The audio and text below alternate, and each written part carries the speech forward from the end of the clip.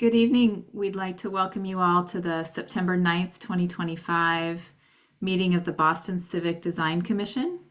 The open meeting law requires that we notify the public that a recording of this meeting is being made by the commission staff, and the meeting is called to order.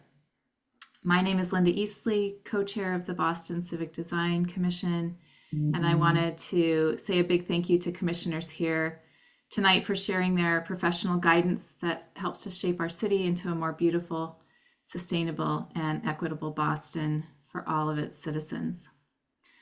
Tonight, commissioners, we're reviewing 2 projects for recommendation, and we'll also be reviewing a new project, which is really in the form of an institutional master plan amendment. And we'll start with a roll call and then have Christina take us through that new project. So commissioners, if you can say present as I call your name. Diana Fernandez. I think Diana might have had to step out quickly. Jonathan Garland. Present. Shauna Gilly-Smith. Present. David Haseen. Present. Mik-Young Kim. Present. Mimi Love. Present. Anne-Marie Lubenow. Present. David Manfredi. Present. I don't know if Catherine Morris has joined us just yet. We'll come back for Catherine later. David Nagahiro. Present. Laura Solano. Present. And myself, Linda Eastley, present. The meeting minutes for the August 5th monthly meeting and the August 19th design subcommittees are still being assembled, commissioners, so we will vote on those at a future meeting. So we'll turn it over to you, Christina, for a report from Review Committee introducing the Wentworth Institutional Masterplan amendment and the project at 550 Huntington. Thank you, Chair Eastley, and good evening, commissioners. Per the regulations of Article 81 of the Boston Zoning Code, Planning Department staff have prepared the following recommendations for your consideration. A proposed First Amendment to the Wentworth Institute of Technology 2024 through 2034 Institutional Master Plan, seeking Article 80D entitlement, contemplates changes to the configuration and uses of 3 buildings referred to in the approved IMP as the Pike Residence Hall, the Huntington Residence Hall, and the West Quad Academic Building, and an associated shared open space. An associated project seeking Article 80B entitlement contemplates development of the reconfigured Pike Residence Hall referred to now as 550 Huntington Avenue, including 222,200 GFA of dormitory uses, or approximately 964 student beds and associated open space. The proponent filed a joint IMPNF and PNF on July 30th, 2025. Planning Department staff hosted a joint task force and public meeting on August 19th, 2025, and Planning Department staff recommend the Commission vote to review the proposed IMP amendment and proposed project. Thank you, Christina. Commissioners, is there a motion to review? So moved. And a second? Second. All in favor, please say aye. Jonathan Garland. Aye. Shauna Gilly-Smith. Aye. David Haseen. Aye. Mik-Young Kim. Aye. Mimi Love. Aye. Anne-Marie Lubenow. Aye. David Manfredi. Aye. Has Catherine joined us? Not just yet. David Nagahiro. Aye. Laura Solano. Aye. And myself, Linda Eastley. Aye. We will review. The next item on our agenda is a planning update on the Article 80 process from Kairos. Kairos, have you joined us?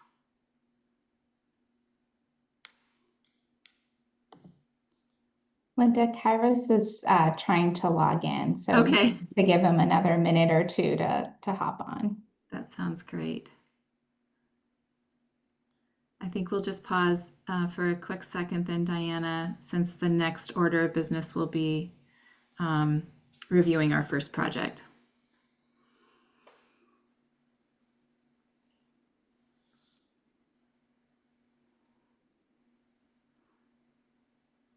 Christina, do we have any slides that Kairos will be using, or is it just a Not this verbal evening. update? Okay, It should be a relatively quick update.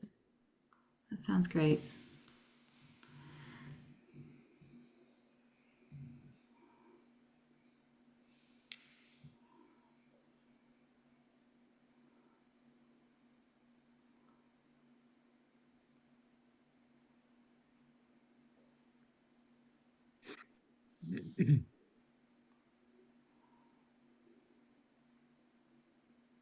Hey, looks like Kairos just joined and he should now be co-host. Great. I'm so sorry. I didn't have Welcome. it, and I apologize for delaying the start of the meeting. We never get to have a pause at the beginning, Kairos, so this is all good. Anyway, we just introduced you to give us an update for the kind of planning update for Article 80. Yes. Well, first of all, thank you very much for allowing me to join your meeting. I'm delighted to actually be able to be amongst friends. And I also want to say an official hello and welcome to Jonathan and David, who are our new commissioners. And I believe this is the first time I've had the chance to sort of formally say hello to you. I know that you will both be great addition to this really important commission that we have. I also want to not make sure that I thank all of you, many longstanding members, for your long-time commitment to sort of elevating design and the beauty of our public realm. And I want to make sure to assure you that this effort that we've been embarking on in the planning department, the course that the Mayor Wu set us on with Arthur, to rethink about how we manage development and how our current processes sort of can be improved, is something that I know that you guys have been working on very hard, and it's something that we're really totally committed to. And I know from time to time, part of the concern that I've heard, not just from this commission, but from other sort of stakeholder groups, is that some people think it's too fast.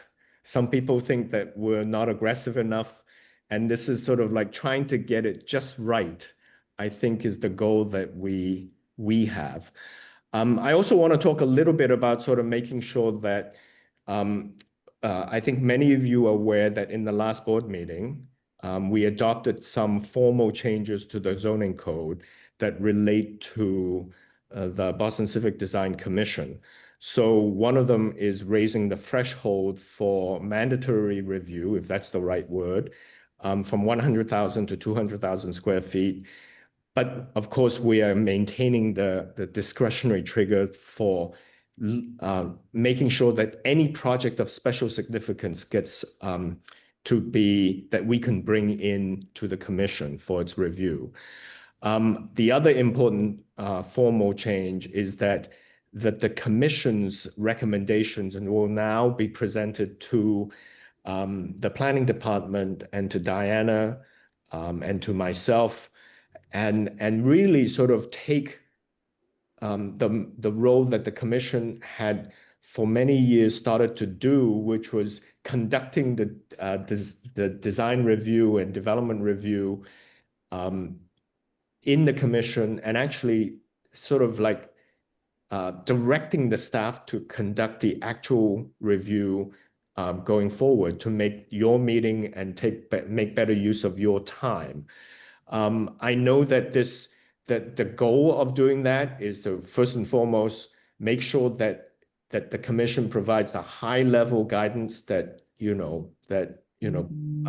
relates to the role that the commission should have, but and allow the staff to do their work under your guidance, and hopefully that will also provide a better structure for the development and developers and project proponents to make sure that the Article 80 process is more predictable, more along timelines, and also that it's more transparent.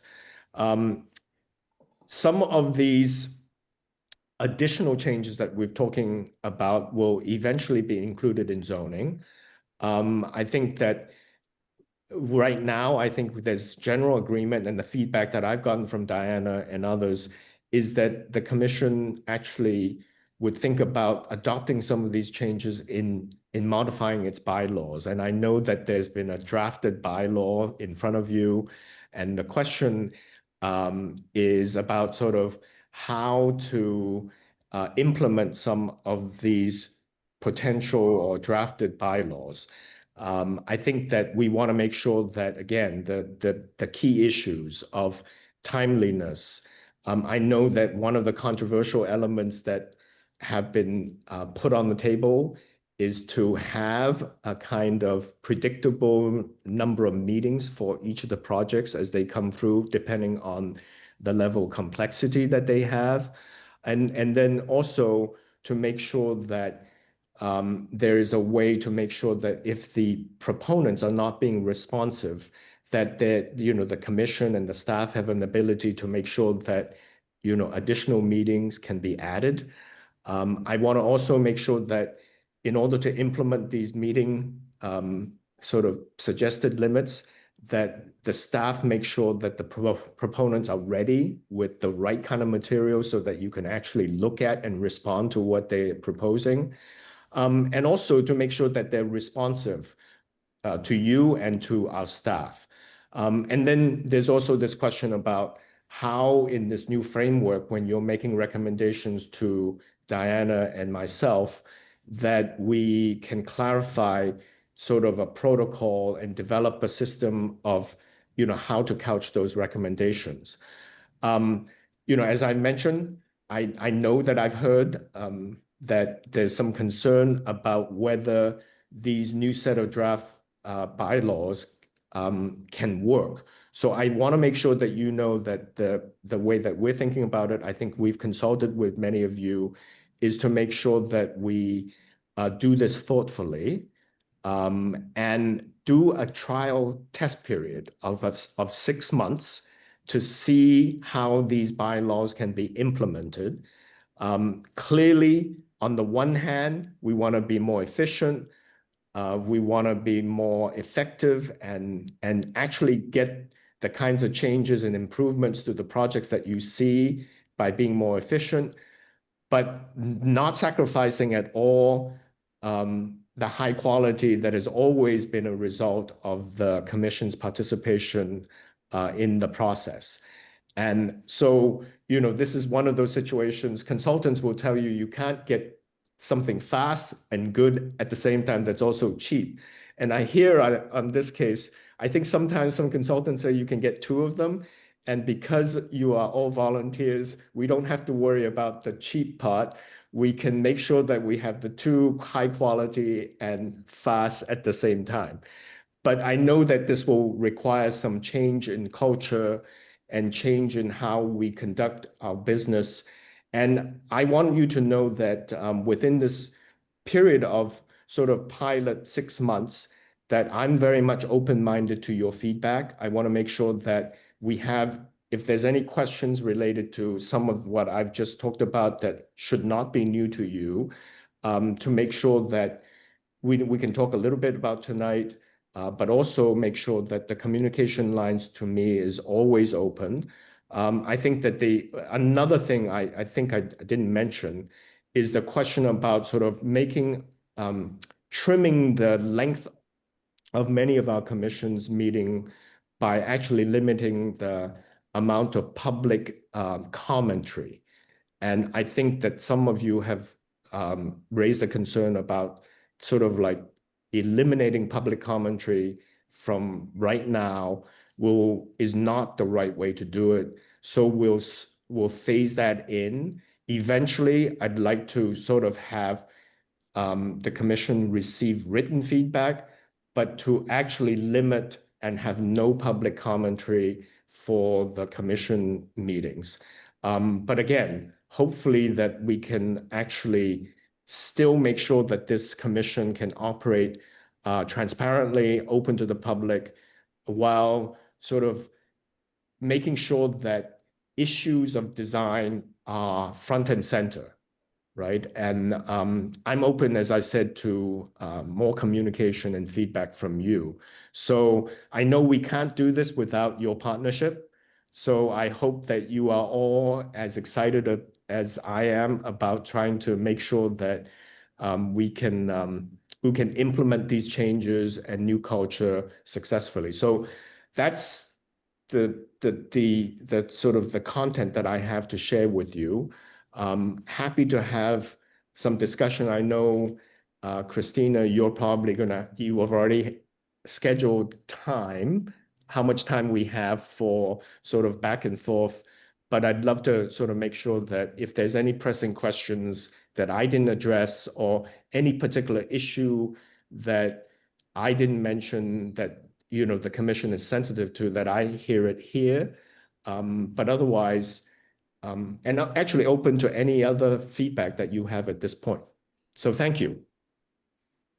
Thank you, Kairos. And since we've been talking about some of these changes and bylaws for a series of months, I think that the idea, Kairos, is that originally we were going to kind of more formally adopt the bylaws either this month or next month. And the idea now is that we would almost beta test some of the suggestions for the next 6 months. So I think that's what's in front of us tonight, commissioners, this idea that we would be able to test some of these suggestions, see how they work, and be able to offer other insights as we're testing them. Commissioners, any questions for Kairos? I guess we're a quiet group tonight, Kairos. Yeah. I mean, I'll just I would say, say, go ahead. Go ahead, McKin. no, sorry. I just think, Kairos, it is smart to beta test this rather than to try to put this into some kind of formal process before we've tried it out, just because it's a big change. So I really support that idea. Yeah, Shauna? and I think that, Yeah. I mean, I think what I'd like to do is to make sure that while we're testing this, that we are pushing to try to make sure that we can demonstrate that the testing is also yielding results. But if That's they're right. yielding the results that we didn't intend, that's also not good, right? And That's right. I recognize that, it's like, let's be more direct and get direct earlier rather than to wait and just get what we're trying to do with the rest of the Article 80 is to bring up all of the potential issues earlier on in the process as soon as we see the proponent, and then make sure that they can prepare the right kind of content in there as they come in front of you. Yeah, because I think there's a lot of words that were used in the last meeting that I think need to be defined further, like when does a proponent become difficult? And I think it can't be a personal decision. There has to be some criteria that proponents and the BCDC understand in order to make it a fair process. It can't be us as commissioners saying, oh, they're difficult. Let's make this longer. So I think it just allays any concerns I have by kind of treading carefully. So I do appreciate it. Yeah. Thank you. Shauna, Megan. did you want to Shauna, say- did you have a comment? Yeah, no, I was actually just basically going to say the same thing. We had a yay. very lengthy discussion at the last meeting, and I'm appreciative of this of you listening to us and our discussion as well about the importance of getting this right, before we codify it. So thank you. Yeah. So as a footnote to both McYoung and Shauna's comments, maybe, Kairos, I'd suggest that you stop in and see us a couple times over the next 6 months, because some of this might be questions as well as our observations and your observations that you're getting from your staff. Yes, I will do that. And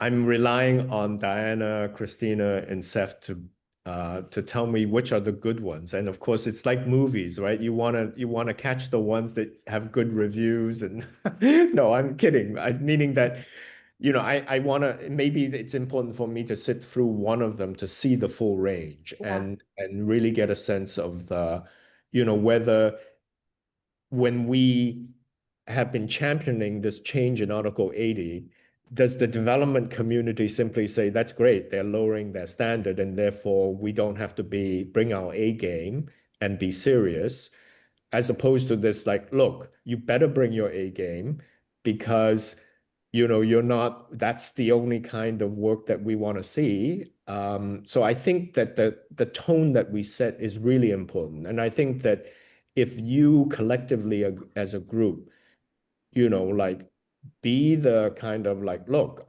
we'd love to get you, real comments, but you have to provide us with the right content, and you have to be responsive. And sometimes non-responsiveness is like, well, we're not going to explain to you why we haven't made a sort of change. I think that's really important so that you can see the context. That is still responsive, but it requires the willingness to explain.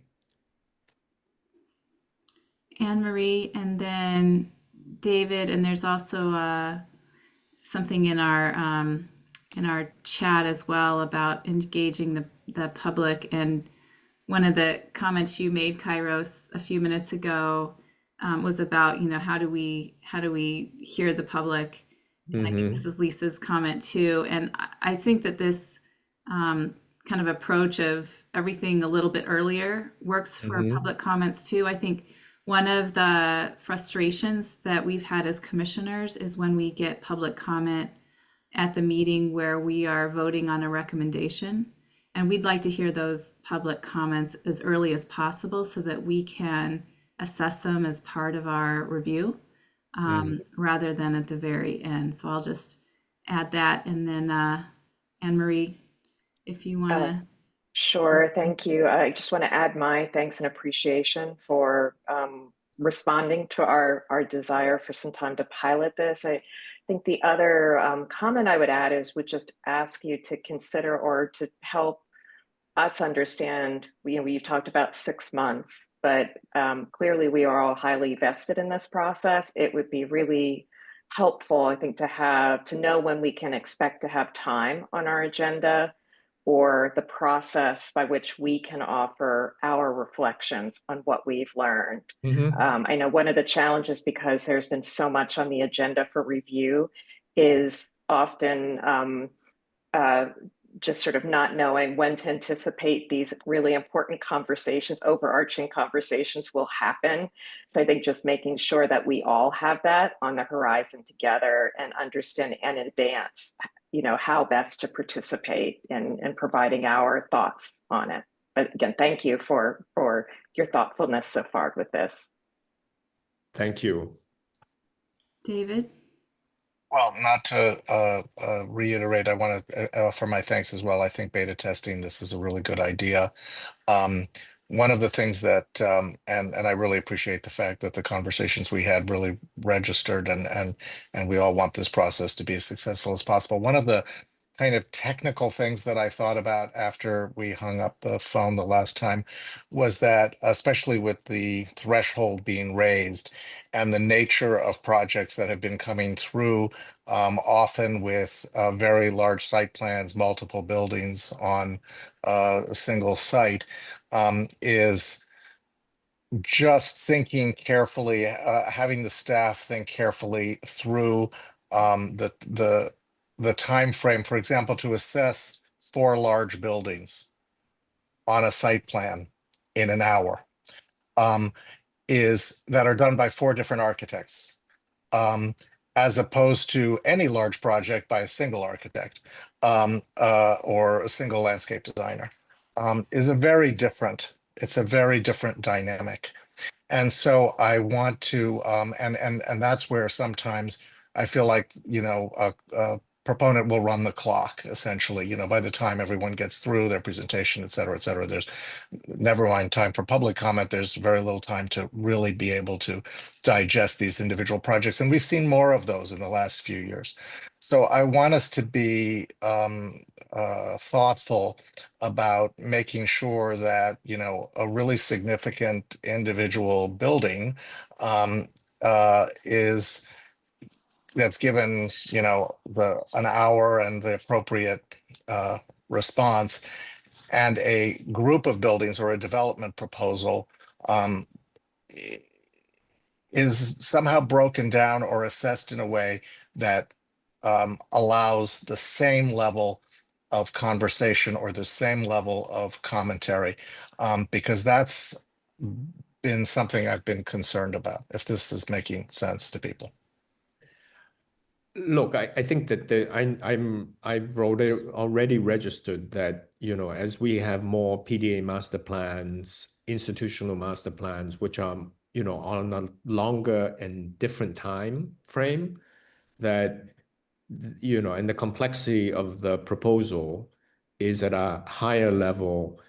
I think that clearly trying to figure out how many meetings is appropriate, and try to, through this period, if we do have any complex master plans coming in front of you, I think that the Gillette certainly would qualify as one. Let's see how that goes. And so I'm open-minded about that.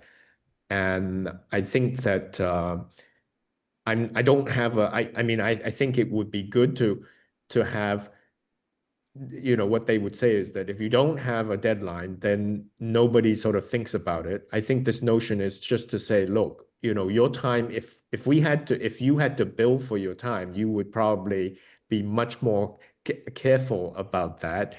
And I think that just that your time is really valuable. And I think that I want to make sure that we can really harness it and cherish it, as opposed to just assuming that, you know, it's inexhaustible.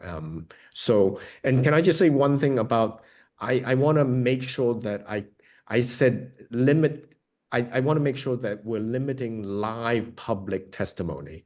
So to the extent that participants, public, can provide commentary both in a written form and in a chat form, you know, we can capture it, so that what we want to do is not to extend the meetings and try to make the meetings really primarily focused to the input and feedback that commissioners are providing. So I think that now, with all the sort of transcribing, and also with the chat function, there's ways to register public commentary as we go, without sort of like having them sequential, that they could be, you know, simultaneous, but in two different forms that still could register and be contributing to the overall conversation. Thank you. And I know we have Mimi and Jonathan, and also a reminder from Christina that she'd like to keep us on time here. So after Mimi and Jonathan, why don't we close this section? But Kairos, thank you for offering to have your telephone line open or your email open as we continue to beta test this and fine tune some of the ideas. Mimi. Yeah, and I'm going to keep this quick. And again, just to reiterate, appreciate this time that we have to beta test, because it's come up in our conversations. I want to make sure it doesn't get lost in translation. Kairos, there is a genuine interest to regroup in person for some of these meetings, so that the dialogue is more natural than a function of raising hands and being sequential. It definitely drives out the meetings. It makes them longer. And so, you know, to think about which meetings in person make more sense, whether it's subcommittee or the monthly meeting, I do think that should be part of the beta testing. And I know the hybrid, you know, technology piece gets a little bit complex, but I do think that this commission has a genuine interest to do that. And so I just want to make sure that that's, you know, conveyed. I second that very, very strongly. And I think Diana will tell you that one of the things that I think the younger staff think of me as a dinosaur because I actually want people to be in person. Because I think that the point that you make, that it's very hard to have a dialogue going, because if you're on the mics just don't pick up the multiple voices that can overlap, and to have that occur naturally where all of you can be, or the majority of you can be in the room, is something that I strongly endorse. And if this commission chooses to, I would strongly endorse having a in-person component if it is the monthly meeting, so that we can build that kind of camaraderie, and also and really sort of, in some cases, I think that the proponents actually do prefer that. But anyway, I'm definitely And have models. And have models, yes. And have my models. goodness. Whoa. Back Remember to that? old, Go back to crazy. old That's nuts. school. Models. Jonathan? That's great. Well, first, thanks again, Kairos, for this, and as everyone said, your willingness to work with us in the beta test, and also for your warm welcome to David and I. I just wanted to quickly chime in. One of the things I'm interested in learning more about is what the proponent reaction and on our side the reaction to the number of meetings, concept, and how maybe the focus becomes more about the issues, the actual design issues, the actual objectives, because there are some teams that you can tell almost from the beginning, they get it, right? They structure their presentations in ways that they can take what are very large, complex projects and break them down into understandable bite-sized chunks, and then others don't have that sense at times. So I think the more, as you mentioned, the tone, the more we can think about structuring this, especially coming out of the first intake meeting, that this is about the issues. And so, milking the clock is not what we're emphasizing. We do want you to really get into the quality and the meat of the subject matter, and how that just gets balanced across the board. Yeah, I appreciate that. And I think that in a way, that the premise is that in between meetings to the commission, that the staff is making sure that the questions that the commission and the direction that the commission has set in the initial meeting is carried through and actually responded to before they return. So, we're not, and it takes the commission out of the role of helping them provide free design services and advice, to the point where you are actually doing the primary work of saying, hey, this is responsive and it's positive, the direction is good. And in some cases, I'd love for all of us to be able to get to the point where, when it leaves the commission, that the staff can actually take on the remaining work that still needs to be carried out. So, I think of yourselves as in a review, right? That this is you're doing the final review, and the student or the team gets to complete the project after the benefit of the comments from the final review, and then they're graded, if that's the right word, by our staff, and then eventually before they go into the BPDA board. So, yeah, quality control will be a key component of the work. And again, that's a sort of, I want people and the proponent teams to really respect the commission sort of valuable time, and not just sort of say, hey, we can just outlast you because, we don't want to be responsive, right? So anyway, really appreciate the feedback that you've shared with me, and I will definitely join for one of these meetings where I can really see how the conversation is going, and so to get a flavor of whether, what some of the experience is under this sort of new regime, or pilot, I should say, just to be clear. Our beta, yes. Beta testing. Thank you so much, Kairos. Thank you very much. And thank you all. I would love to see you all in person as a group. And I appreciate all of the support that you've shown, and willingness to work with our staff, and to sort of like get to, revise the bylaws and actually eventually be able to complete the modernization of the Article 80 development review procedure. So thank you.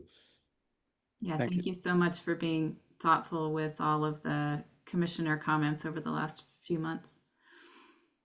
All right, I'm going to excuse myself. Thank you. All right. Bye-bye. Have a good Good night. evening.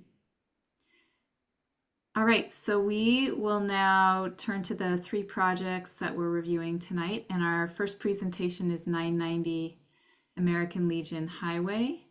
It's back in front of the full commission. It's been in front of us. This is their 3rd presentation to BCDC. We don't have any commissioners who are recused, and we have 3 commissioners that are here tonight that also were at the subcommittee. So Commissioners Garland, Lubenow, and Manfredi, we will invite you to offer comments first following the proponent's presentation. And with that, if we can have the slides up, that would be great.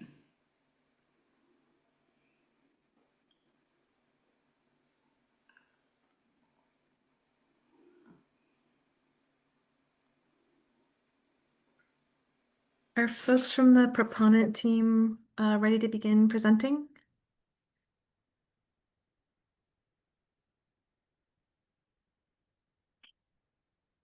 I'm just taking a quick scroll here. And I think it looks like Philip Shen needs to be elevated. Oh, yeah. Good job. Get the video. And Right. Phil, can you let us know if anybody else should be elevated on your side? Christopher Sansone, who is our architect. That's good. Okay, that's great. So it's just Chris Sansone and I will be presenting. So let me just share my screen real quick. All right, great. So can everybody see the presentation? I think it's pulling up right now. Okay, great. All right. Okay, so I see it shared, but let me know if you have any issues. All right. Okay, with that, excuse me, could I request that you put it in full screen mode so it's a little bit bigger, please?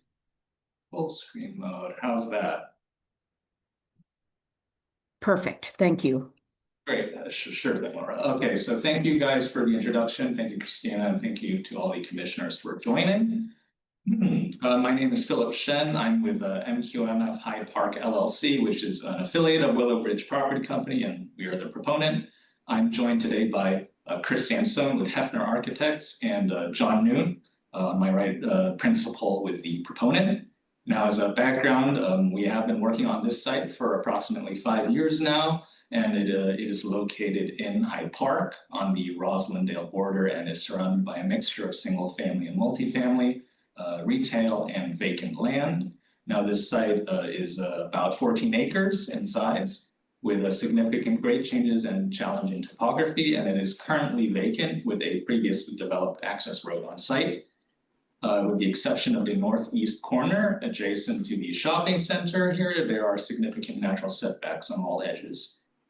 We have conducted extensive studies on the existing conditions, including geotech, tree canopy, and environmental studies as included in our PIR, and these analyses help inform the project design. Now, the next slide is the program. For those of you unfamiliar, we are proposing 204 units of workforce housing across 9 garden-style buildings, 2 to 4 stories each, plus a resident amenity building and leasing center. The project aims to work with the existing topography and, as I said, has a grade change of about 72 feet from the entrance on American Legion all the way to the southern edge of the site. Approximately 58% of the site is usable open space, and we are planning 226 parking spaces for residents. That's 101 resident spaces, 125 tuck under garage, plus an additional 23 parallel street parking spaces on the site driveway. Now, the net parking ratio proposed for residents is about 1 space per unit. To be clear, we are not seeking any relief from zoning for this proposal. Now, as requested previously by the commissioners on August 19, we have a summary of the changes between 2022 and now. We were reviewed by you guys on August 2nd, 2022, and again, August 19th, 2025. The major change between the two is that we removed residential units from the first floor to make it fully compliant with underlying zoning. Because of that, there were fewer tuck under garages in 2022, and in 2025, we replaced them with tuck under garages due to the removal of first floor units, as you can see in the middle rows, and the number of units has been reduced from 270 to 204. Our team at Hefner Architects made additional changes to the materials and design according to the feedback we heard August 19th, 2025, from particularly Commissioners Lubenow and Garland, and we will discuss those changes later in this presentation. Now for the next slide, our architect Chris Sansone will discuss the previously proposed site plan that the Commission saw in 2022. So Chris, here you go. So as Phil mentioned, this is the site plan that we presented in August of 2022. So this was one of the iterations, not the first. We went through several iterations to get to here. But what we presented in 22, this was developed as a series of buildings laid out around this central roadway that bisects the site. The roadway starts from American Legion Highway, continues through, and then connects to the easement that continues through the church parcel and ultimately connects back to Ruskin Road for egress and access to that back site. Buildings were placed around the site to work with the existing topography, also minimize the cut and fill, minimize excavation and the potential disruption to the neighbors.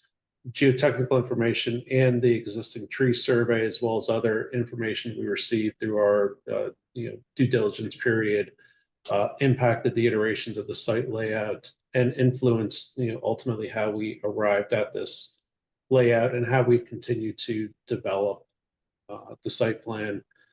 Building topology was selected that could be stepped in multiple directions based on the topography and the site constraints. Again, with the emphasis on minimizing cut and fill, minimizing impact to the existing site where possible. The grade on this site rises from American Legion Highway towards the back of the site. Back of the site is anywhere from 50 to 70 feet above American Legion Highway, so there is substantial topography that we are dealing with in this development. And then we develop these, what we're saying, human-scaled point access blocks rather than single monolithic large corridor buildings to create engaging, active neighborhood within this community, within this proposed site. Next, please. Thank you. And so I'll take this slide now. This is the newly proposed plan as of 2025, as of August and this month. Now, as previously discussed, the major changes are we removed the first floor units and removed some surface parking and replaced it with the tuck under garages due to the removal of the first floor units. Now, for the next couple of slides, we wanted to follow some of the directions from the commissioners on August 19th of this year, including Commissioner Lubenow's comments about the existing topography. So this is a slide with the existing topography and the buildings overlaid, and the topography is sloped and hilly on this side. On the northerly side in particular, there's a plateau. And then we, as Chris discussed, we have these buildings stepped to allow for integration with the topography and reduce the amount of cut and fill and site disturbance. Also, there's a natural driveway and a route and existing driveway on the site, and we are following that and creating a natural driveway route that takes people from American Legion to the top of the project site. Similarly, as requested, by commissioners on August 19th. We were showing an existing tree canopy here, which includes the existing trees, and we will work to mitigate the on-site tree impacts to the greatest extent possible, including the preservation of existing trees on site, primarily occurring on the western edge of the site, the northern frontage along American Legion, and also on the southeastern corner of the property, which are all outside our proposed areas of disturbance from any grading activities. Where construction allows, we will work to mitigate on-site tree impacts to the greatest extent possible. Also, per the previous BCDC meeting in August, we wanted to provide info requested about the site circulation. So this shows the entryway on American Legion Highway. There will be a median break at the intersection on American Legion Highway and the site to facilitate turns to and from the highway southbound. We initially did not propose left turns out, but the city did request it, so we added this, and we are proposing a traffic signal at this intersection, and that has not changed between 2022 and now.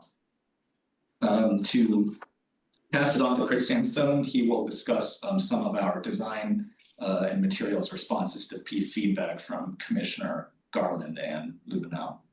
So on the next few slides, what you'll see is side-by-side comparisons, where we were previously versus what we are proposing as of today.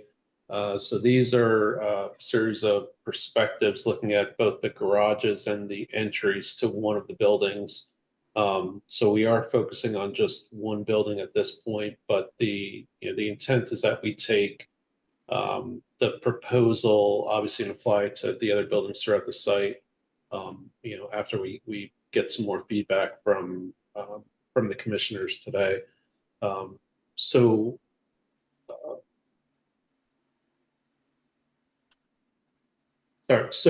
one of the projects that we looked at that Commissioner Garland had mentioned last time was the Washington Beach Apartments. So we reviewed the project as well as some of our other precedents that we had looked at previously. Washington Beach, kind of the takeaways that we got from there, less is more in a lot of ways. Simplified design, sort of a base material, bays and accents, and reduce the scale of the building where possible. So as you can see on the left here, I think where we were, it was busy. It was a lot of materials. So where we went from previous to proposed, we've changed the color palette. We got away from the earth tones, went more to kind of grays, whites, blues, and there are some red accents that you'll see on the overall elevations.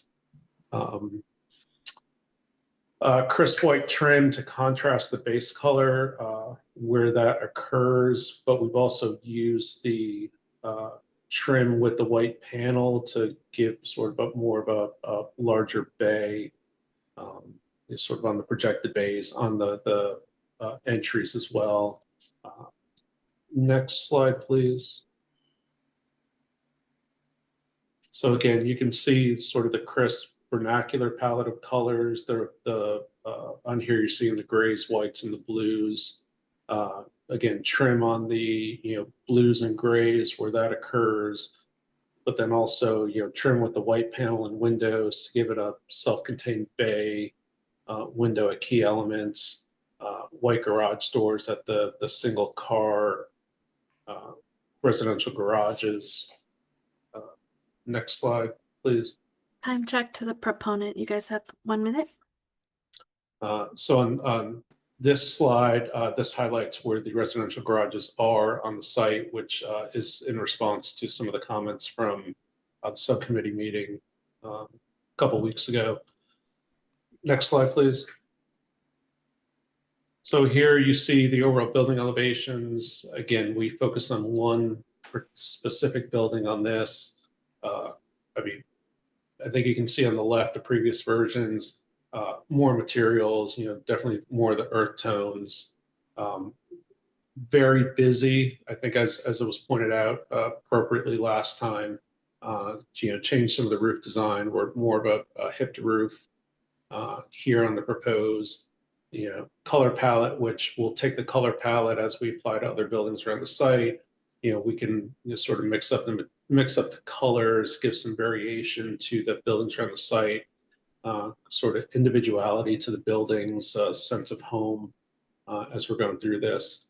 All the buildings are single point access, single stair blocks, single car garages where we have access from the streets and the driveways on the site, residential balconies, single hung windows, foundation step, as you can start to see on the building elevations, foundation step, where we can step the buildings to, again, work with topography, work with site. Next, please. And then here we're going to get into some of the more detailed drawings and elevations. Stair tower on the left, previous. I think what we've done is we changed the color palette, changed the design, again, bring it more to a residential scale, residential feel. Next, please. And then more of the material enlargements, on the left, again, we outlined all the different materials that we had before. I think we're up to like 15 or 16 different materials in the previous versions. Here we're proposing, we're going down, it's all board and batten or lap siding. The sort of the colors blue, red, gray, and white. They're up the site, whereas, again, it was busy before. We've simplified it, looked at, the precedents that we had mentioned and the ones that Commissioner Garland had mentioned, simplified it, really brought it down to more of a residential scale, residential feel. Bill. Next, please. All right, thank you. Thank you, Chris. Appreciate it. And that's the end of our presentation there. So appreciate it.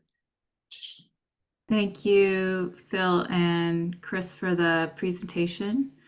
A couple of notes for the commissioners. The first is that there was an IAG letter and illustration that was circulated to the commission.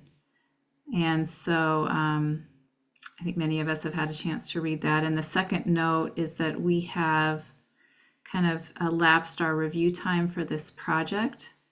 And so we will be needing to make a recommendation coming out of our comments today. And with that, I'll invite the commissioners that were at our subcommittee, Anne Marie, Jonathan, and David Manfredi, to get us started on comments tonight.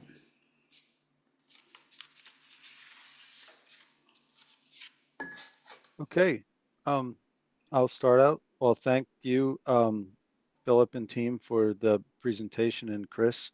A couple of insights.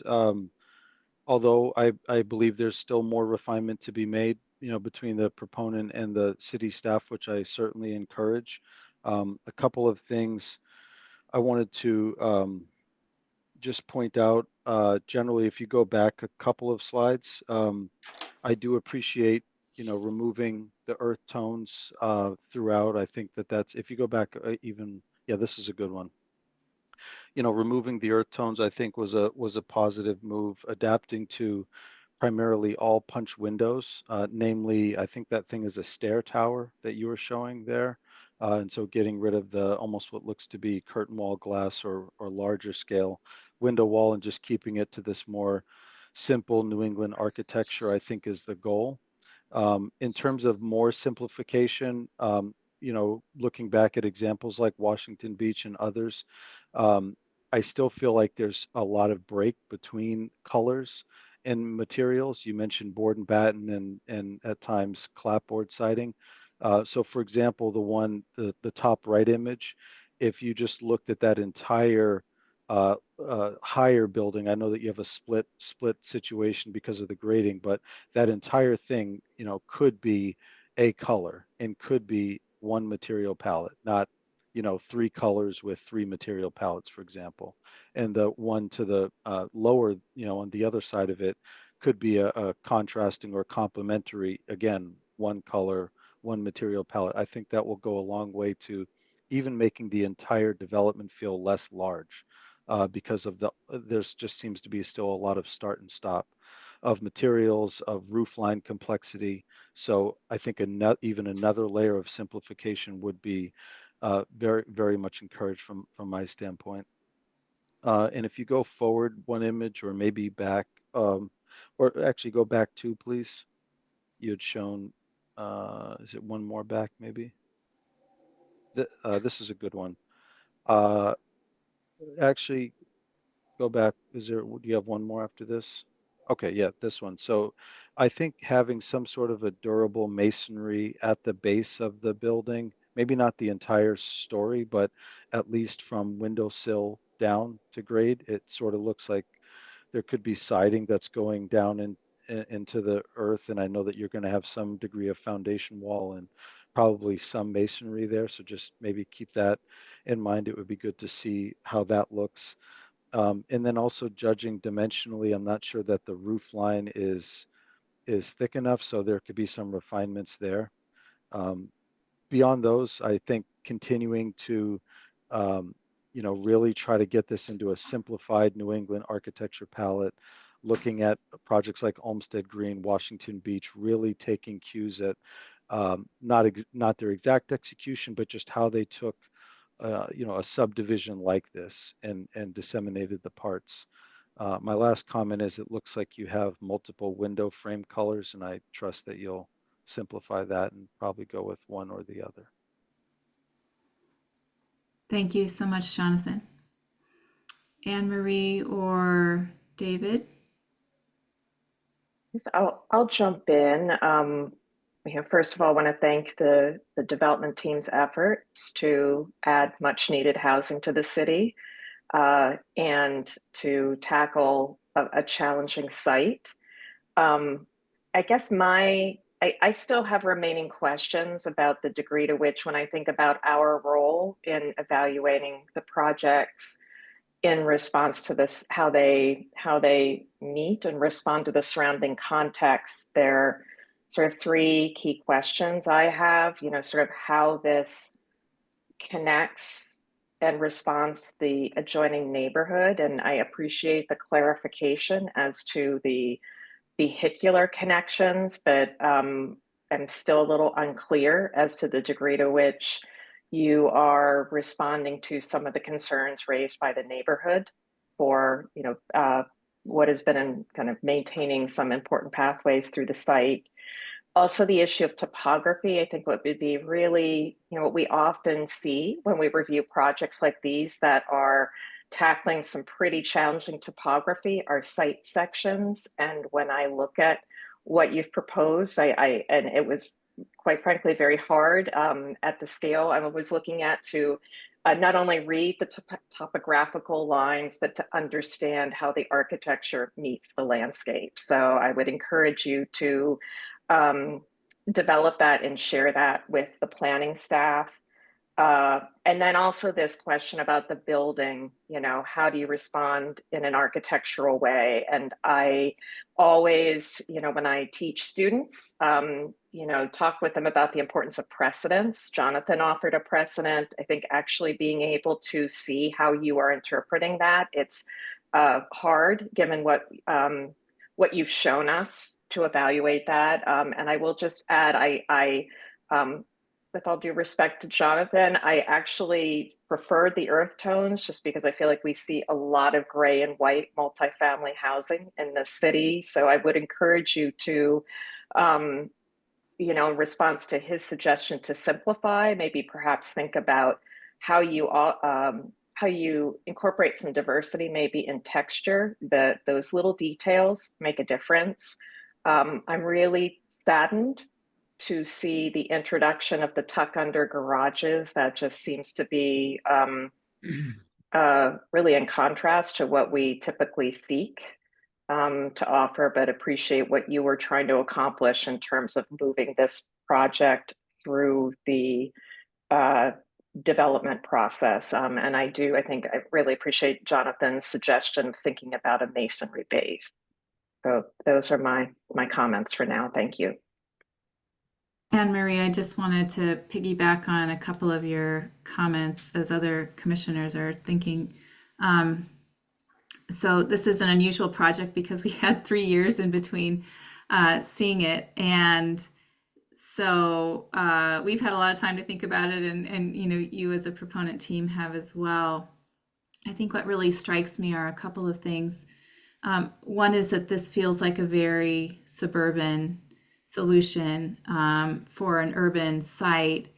And I wish that what we were seeing today was a site, as Anne Marie discussed, that had some kind of nods to the context, to the neighborhood, that was able to consolidate some of your footprints, your housing footprints, and allow this site to have some consolidated and really meaningful open space and all of the circulation that would come with that.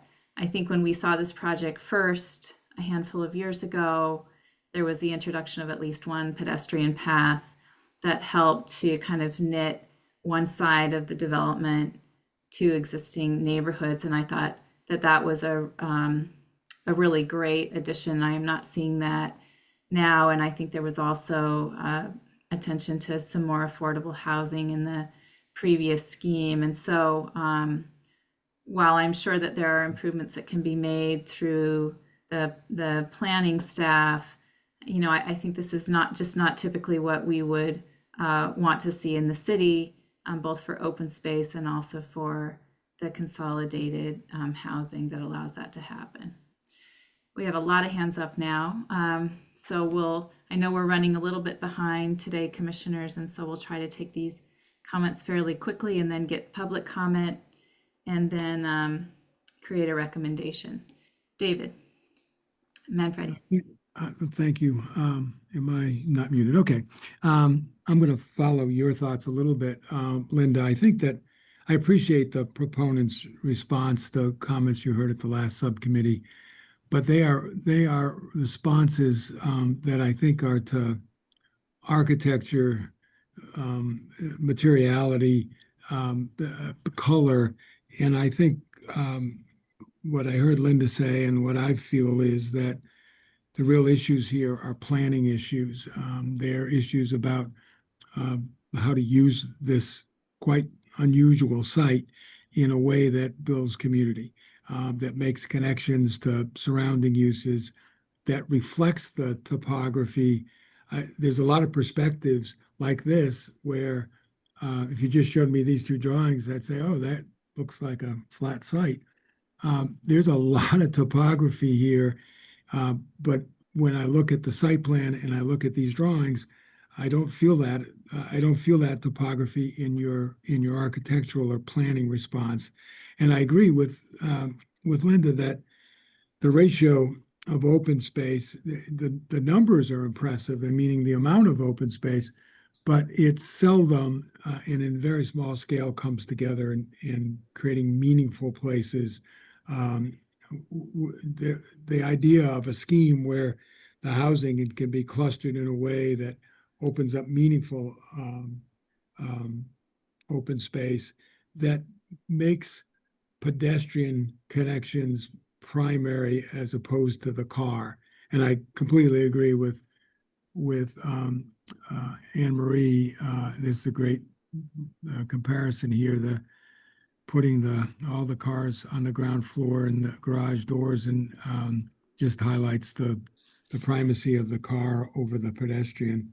I think that I think my concerns go well beyond color and material and roof forms as to whether there's a site plan here that really fits the site and fits what the city wants to build housing. We want to support housing, but in ways that support community. Thank you, David. Mimi? Yeah, David, I really want to, second all of your comments. If we go to a site plan, I don't think that the comments really are small comments in terms of the architecture either. I really do think it's a planning an overall planning approach that feels inappropriate for this site. And if the proponent can go to a site plan, I was particularly struck, and this is the first time I'm seeing this project in this setting, and possibly the last time we're seeing this project as well. And so I apologize if these comments seem, different from what you're hearing from previous commissioners. I was really struck by something you said. You said that the tree survey influenced the siting of the buildings. And I just don't see how. That tree survey that you shared with us, I think would lead you into a different direction in terms of massing and planning and thinking about open space. If that tree survey, was really part of the thought process. This feels like a planning study that was done outside of context, outside of thinking of topography. And I'm just really struck by the amount of building and asphalt that we're seeing on a site that right now is completely a dense covered area of with a complete tree canopy. And perhaps, there is a different approach to the architecture to preserve some of the natural qualities of the area rather than this approach. And I apologize if that's very different than the feedback that we've been hearing, but I really feel strongly that this approach is not appropriate for the site and what the city of Boston is the agenda for the city of Boston. Those are my comments. Thank you, Mimi. Laura? Thank you. This is the first time that I am seeing this project. And I should mention that I'm one of the 3 landscape architects that's on the committee. And I would like to second comments about the site plan. When I look at the amount of topography on here, I'm baffled as to how this plan can actually work with the topography and the amount of walls and grading, et cetera, that's going to be required to do this, if it can be done, frankly. So in looking back at, I went back and I looked at the previous presentation, but I also looked at what Crane Ledge Woods is, this site, and it's an extraordinary site. You have picked a site that is unlike any other or few in the city of Boston. It has all of the things that contribute to making neighborhood, to making exciting architecture, to creating a space that community can really gather around. And there's amazing trees, there are outcroppings, there are paths, and the topography is by far the most noticeable aspect of this project.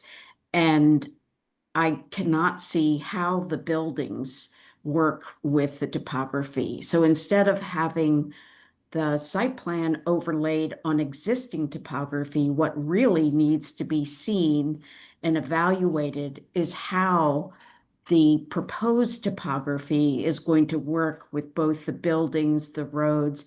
There is a lot of flat space. And even though you step buildings, each of those buildings is still a very large footprint of flat space. And I don't see how you've managed to do that, again, without walls or other extraordinary measures. So the overlay of the existing trees on this plan needs to be taken to the next step, to the step that actually shows that this is a possible plan, that it truly can be constructed. Because what I fear is that as you move forward, you're going to discover some hard truths, and it's going to both be costly and timely and difficult to fit these buildings in. There's the relationship between buildings and open space and parking I just can't see how it's going to work. So let's see. So I don't know whether or not I would be curious to know if you have prepared a proposed grading plan that's overlaid with the trees. I don't know if you have something maybe in an appendix that could be shown, but I haven't seen it.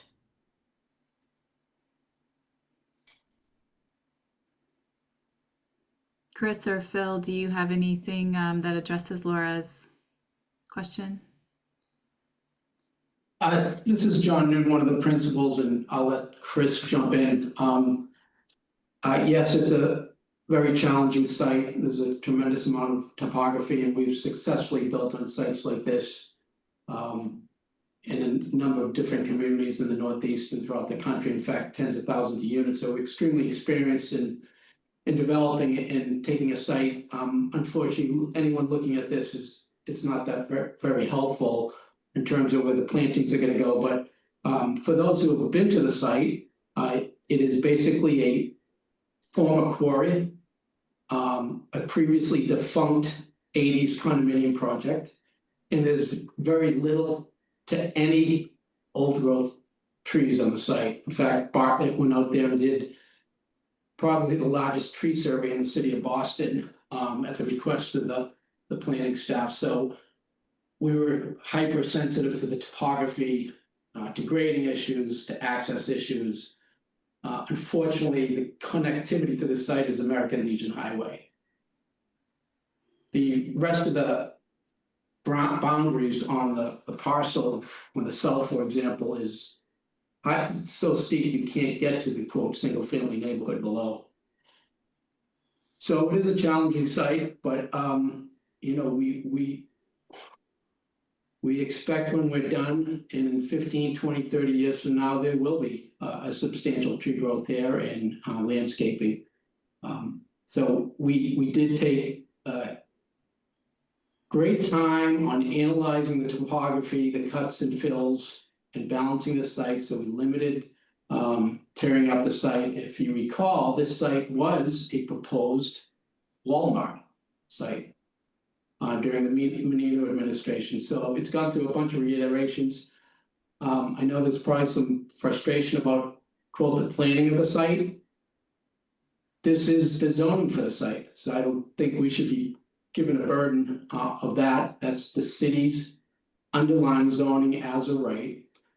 We've been confronted with a dilemma here because if we do a non-as a right project, we won't get permits, we'll get litigated for variances. So what we've done is unfortunately designed a project that's as a right.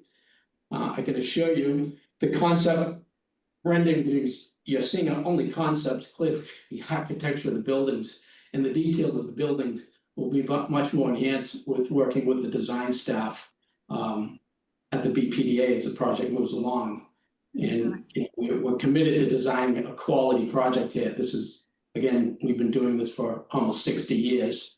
So I can assure everybody the things we do, things we've done in the city to date are well executed, well planned, and well thought out. And we do have a very deep professional design bench who've been working with us on this project. The crux is the neighborhood wants this to remain open space, which is their right, I suppose. And unfortunately, we've been put in a corner to design a pure as a right project, and this is what it looks like. Thank you for the comment. Shauna, and then David, and then we'll see if there's any public comment as well. And I will try. I'll be quite brief. I think I share many of the. I'm a landscape architect as well, also with an urban design background, and my concerns are very similar to that of my colleagues. With such an exceptional site, it doesn't feel like the site plan has been derived from the site. If you see developments in ski resorts, you see they're either going with the slope or against the slope, and this is kind of a where it feels a very flat planning strategy. And since we haven't seen either sections or a physical model or a digital model of the whole site, it does make me concerned about the level of true comprehension and thought that's being put into that. Um, I'm also, I understand what you just said, that it was an old quarry and may not have a lot of existing trees, but if, as you said, the trees helped derive the site plan, we should see them. I'm also concerned that, or it does raise a flag. I'm not saying it's a concern, but there was no presentation by the landscape architect, which also causes me concern, because it's not about landscaping around a building. This is a site with, it's a very significant large site and a significant impact within the city. So I also do share many of the same concerns my colleagues had. Thank you, Shauna, and Laura, thanks for your comments before her. David Haseen. Thank you. I will also keep my comments brief. I think that I haven't seen this project in many years. I am familiar with the issues surrounding the process that brought us to this point. I have to say that I don't have a sense of the project based on the materials that have been presented. As Shauna mentioned, there are no sections, or maybe Laura, I can't remember. No sections, no model, no fly-through, no nothing that would give me a clear sense of what it's like to experience this site, to move through the topography, to move through this community. And maybe you're about to show me that, but I can't help but think that when I see the clear cutting of the trees, noting its history as a Walmart site pad, and the amount of grading change that's going to occur here, that this is essentially a clear-cut site, cut and filled to accommodate a suburban style residential development. And I think it's a shame. I think it's a shame that we're at this point where you as the developer feel that this is your only way forward. And I think that the buildings themselves will have a lot of there'll be a lot of retaining walls, there will be a lot of knee walls, there will be a lot of jagged siding on concrete foundations, there's going to be a lot of garage doors. It's and as someone mentioned, we don't really have a landscape plan to show how any of that's going to be mitigated. So I'm very uncomfortable with the proposal within the city of Boston. I could understand how this might happen elsewhere in the region. And then on an architectural level, which is seems like a detail relative to the issues that I have been brought up and that I'm bringing up. I don't think that there's if the desire is to move into a more traditional vernacular style of New England architecture, I don't think there's a clear understanding of that vernacular style. And I would ask the proponent and staff to perhaps direct the architect to other examples of vernacular New England style architecture that have a clearer connection back to historic forms and proportions than if that's the desire for the project, then I'm seeing currently. I think that the original design was leaning into a contemporary spirit. The shift to the vernacular style feels like it's in an uncomfortable in-between place. And so I think that on the level of the site plan, it feels like a complete missed opportunity. And I'm really concerned about its execution. Again, I don't really fully understand the project, but right now I'm disappointed and concerned. I'll leave it there. David, thanks for your comments and all the commissioners. I think there are a lot of helpful ideas here. Christina, I think it's time to see if there's any public comment, and then we can come back as commissioners and see if we can create a motion.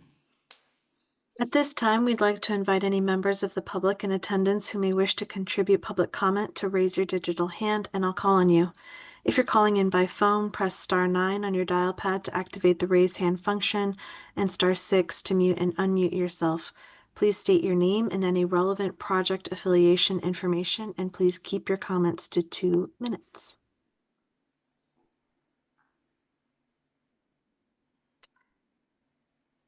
I am seeing Crane Ledge Woods. Are you able to unmute yourself and identify yourself by name? Yeah, hi. Thanks. Good evening, everybody. Frank O'Brien with Crane Ledge Woods Coalition. Just very briefly, thank you to the BCDC for your thoughtful design comments. A couple of quick things. One, the applicant was really compelled to do an as-of-right project by the way that the BPDA approached the design. We did not support the two sort of high-rise approaches for some of the site and design issues that the commission raised. And secondly, just to confirm, you all may know this already, but this project is under an order from the land court that the developer and Jubilee owner successfully prosecuted. That there's a deadline basically to go to the board next week. So we thank you for your thoughtful consideration of the concerns that you've all raised.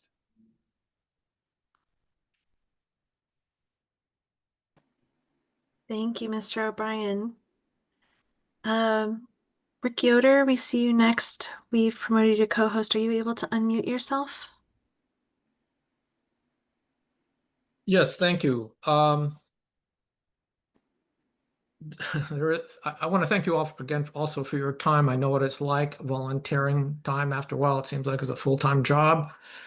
As a community leader, I know what you're talking about. This project is not supported by hardly anyone in the city, not the mayor's office, not the surrounding neighborhoods. There's even the people who want to support a building of houses. There's no organized group that supports this project.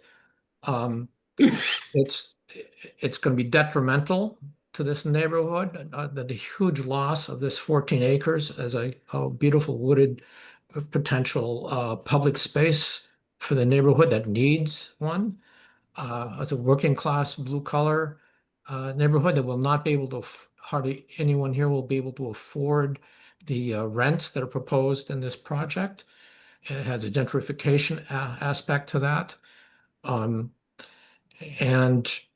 just a small detail I wanted to point out is the question of old growth trees. There aren't any, almost aren't any at all in eastern Massachusetts. It's a red herring. There is second growth, third growth, I don't know. They're beautiful trees. It doesn't matter. It's not a historical monument. It's trees. It's a forest. And it needs to be saved. And it's a design that just destroys the whole thing. There's no answer to how they're going to really deal with the potential flooding problems or the effect of having to blast on the people that will live below the ledge that's right there along 1,300 feet of the western side of this. In terms of loosening boulders, it can come roaring down on them. There's no answer to these questions. I think this plan should be turned down, and we have a alternative proposal that the city, the mayor's office, buy the land and keep it, reimburse the owner and the developer for a fair market way, so they don't get burned on this. There is other alternatives to this proposal, and I hope we can all see that. Thank you. Thank you, Mr. Yoder. Kelsey Lasser, apologies. Are you able to unmute yourself? Yes, yeah, it's Laser. Thank you. I am in a butter of the property at 60 Collins Street. It's one of the ones kind of closest to the site. right at the bottom of the Crane Ledge Hill. I am also a registered architect practicing in Boston. And I just wanted to kind of thank and echo the commission's comments on the inappropriateness of the development. I also wanted to add that my initial reaction to the kind of aesthetic cosmetic changes that were made, I feel like were worse than the original proposal. I also, in the latest submission to the BPDA, was very disappointed to see a lot of the kind of initial concessions and community givebacks of the public access path and the preservation of more of the trees that were kind of clawed back and redacted from their latest proposal. So overall, I do oppose the development, and I thank the commission for their comments. Thank you, Ms. Laser. Commissioners, at this time, I see no additional hands raised. Oop. So I'll turn it back to you for next steps. Thank you, Christina, and to the public who have made comments today. We are at the point where we need to make a recommendation. And David Manfredi, I see your hand up. Thank you, Linda. I would like to make a motion.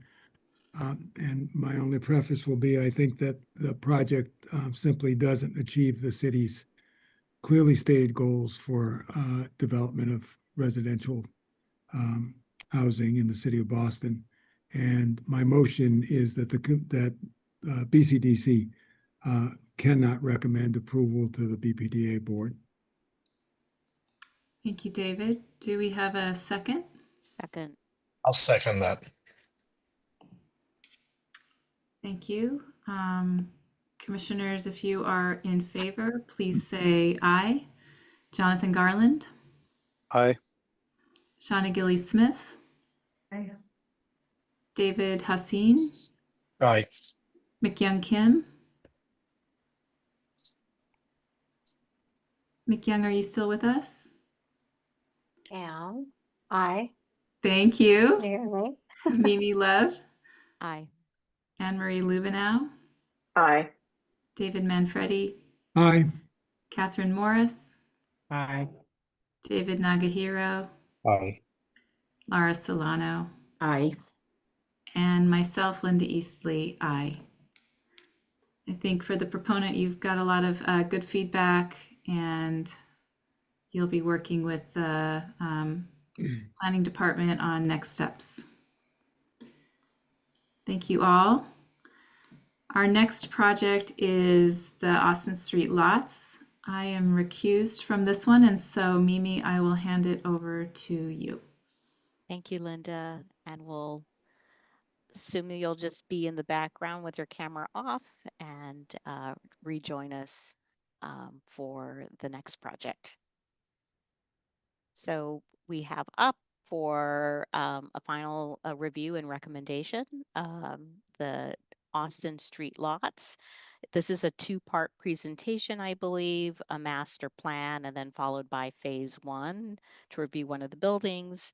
The last design commission, it's been to 6 meetings. This may be the 6th one.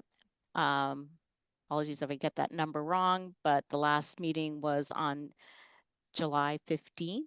And those in attendance at the last subcommittee meeting were Jonathan Garland, Shauna Gillis-Smith, and McYoung Kim. So we'd love to hear from you first. And with that, I think we'll pass it on to the proponent.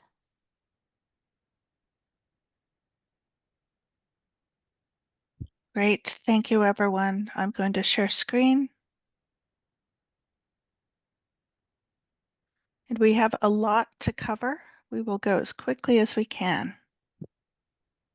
So thank you for the ongoing input on our project. First off, it's much appreciated. We're going to review the master plan for both parcels in Article 80C and then dive into phase one, Building B for the large project review. We've met regularly and frequently with the city and stakeholders to establish the design. A few highlights include suggestions to strengthen the pedestrian connection across the sites, develop rigorous but flexible design guidelines, and to further clarify the landscape design approach. New Rutherford Avenue is like a string of open green spaces with the planned improved boulevard as a connecting necklace. Our design reinforces this urban pattern. Neighborhood linkage will be improved, including pedestrian and bike connections to the T across Austin Street and to Point South. The overall project will create just over 700 units of housing in 4 buildings with minimal surface or below grade parking. Ground floor uses include a 2,000 square foot community art gallery at the curve of Austin Street with artist live cell units spilling out onto the arts and culture lawn. Buildings C and D will orient around open fields with 14,000 square feet of early childhood education and a 46,000 square foot community recreation space. The proposed buildings range in scale between 7 and 13 stories. Building B includes 123 residential units. The design mitigates across a range of notable constraints. Not least is the design around the existing industrial truck use on Middle Road and service roads. Mark? Thanks, Kendra. Our work with the BCDC began in July of 2024 presentation, which shows 4 90 by 90 fields on the south parcel as requested in the RFP for this project. In this version, we showed a complete streets alternative to Middle Road. Process going forth from this date centered on negotiating the industrial needs of abutters on Service Road. By the presentation in June of 2025, this had been resolved to have the existing street alignment and curbs of Service and Middle Roads remain as is within the existing curb lines. As a way of accommodating the vehicular access and needs of users in the 4 buildings, driveways and short-term parking areas were reconfigured, and one of the 4 90 by 90 fields became an open lawn on the north parcel. The next one. For the mid-June 2025 subcommittee, the landscape was further developed and a pedestrian ribbon path, shown here in yellow, was introduced to both parcels to provide linkage within the parcels. Following Commissioners Manfredi and Love's suggestions, a clear identity was developed for both parcels. Following Commissioner Kim and Gilly Smith's suggestions, we reshaped the areas between the playing fields and the buildings. Having a new community input on the need for flexibly sized spaces rather than the full field dimensions, the recreation field shape was altered, offering a wide range of practice field sizes and better landscape spaces between the fields and the buildings. And the next one. With those changes, we have further refined the proposed master plan, clarifying materials, planting, and placemaking, further adjustments to the multi-purpose field on the south parcel, and the development of the pedestrian ribbon pathway and plaza. Next. Coming from this BCDC process, character and programming intent was clarified, with arts and culture becoming the identity of the north parcel and play and sports for the south parcel. Next. This diagram shows the resolution of the pedestrian ribbon pathway and its primary plazas on both parcels, as well as the extent of large sculptural light beacons unifying both parcels as a single master plan project along New Rutherford Avenue. Next. Through the BCDC process, in concert with the planning department, we have also refined the pedestrian and bike routes across the site. A 12-foot wide shared use path now lines the west, south, and east sides of the north parcel, shown here in orange. These combine into a single route along New Rutherford Avenue to make connections to the Miller River Littoral Way and points in Charlestown, shown in orange. Next. In the top diagram, the vehicular circulation remains as is from the June 2025 presentation, with passenger vehicles both entering and exiting only from New Rutherford Avenue, with access to the Building A garage being the only exception. The bottom diagram shows a servicing of all buildings through a mix of driveway and street use as shown, avoiding the proximity of the industrial driveway to the west and the large topographic change on the south side of the southern parcel, which made the connection to the Millers River Bikeway problematic. Next. Here, some of the details of the larger guidelines are shown in summary, with lighting types illustrated in the top diagram and ground plane materials in the bottom diagram in response to subcommittee requests for clarification of these elements. Next.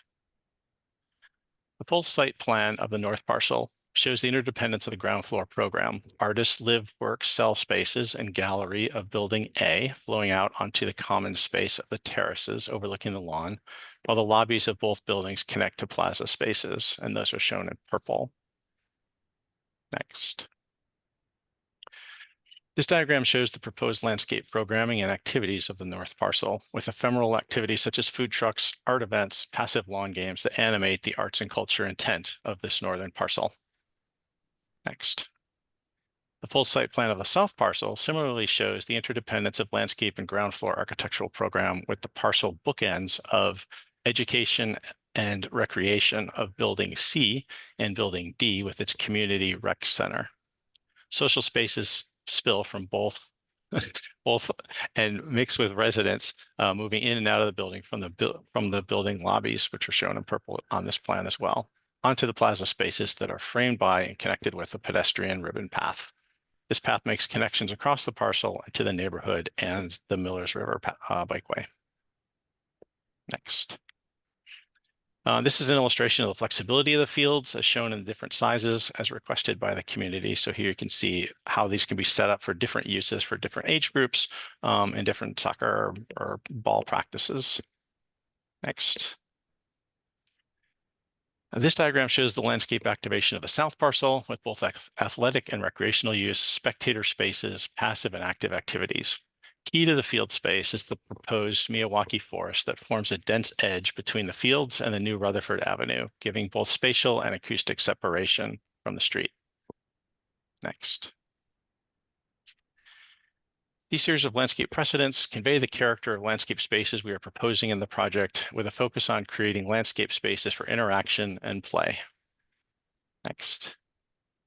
And similarly, these images show how we're thinking about planting design for the plazas, edge spaces, and the Miyawaki forest along New Rutherford Avenue.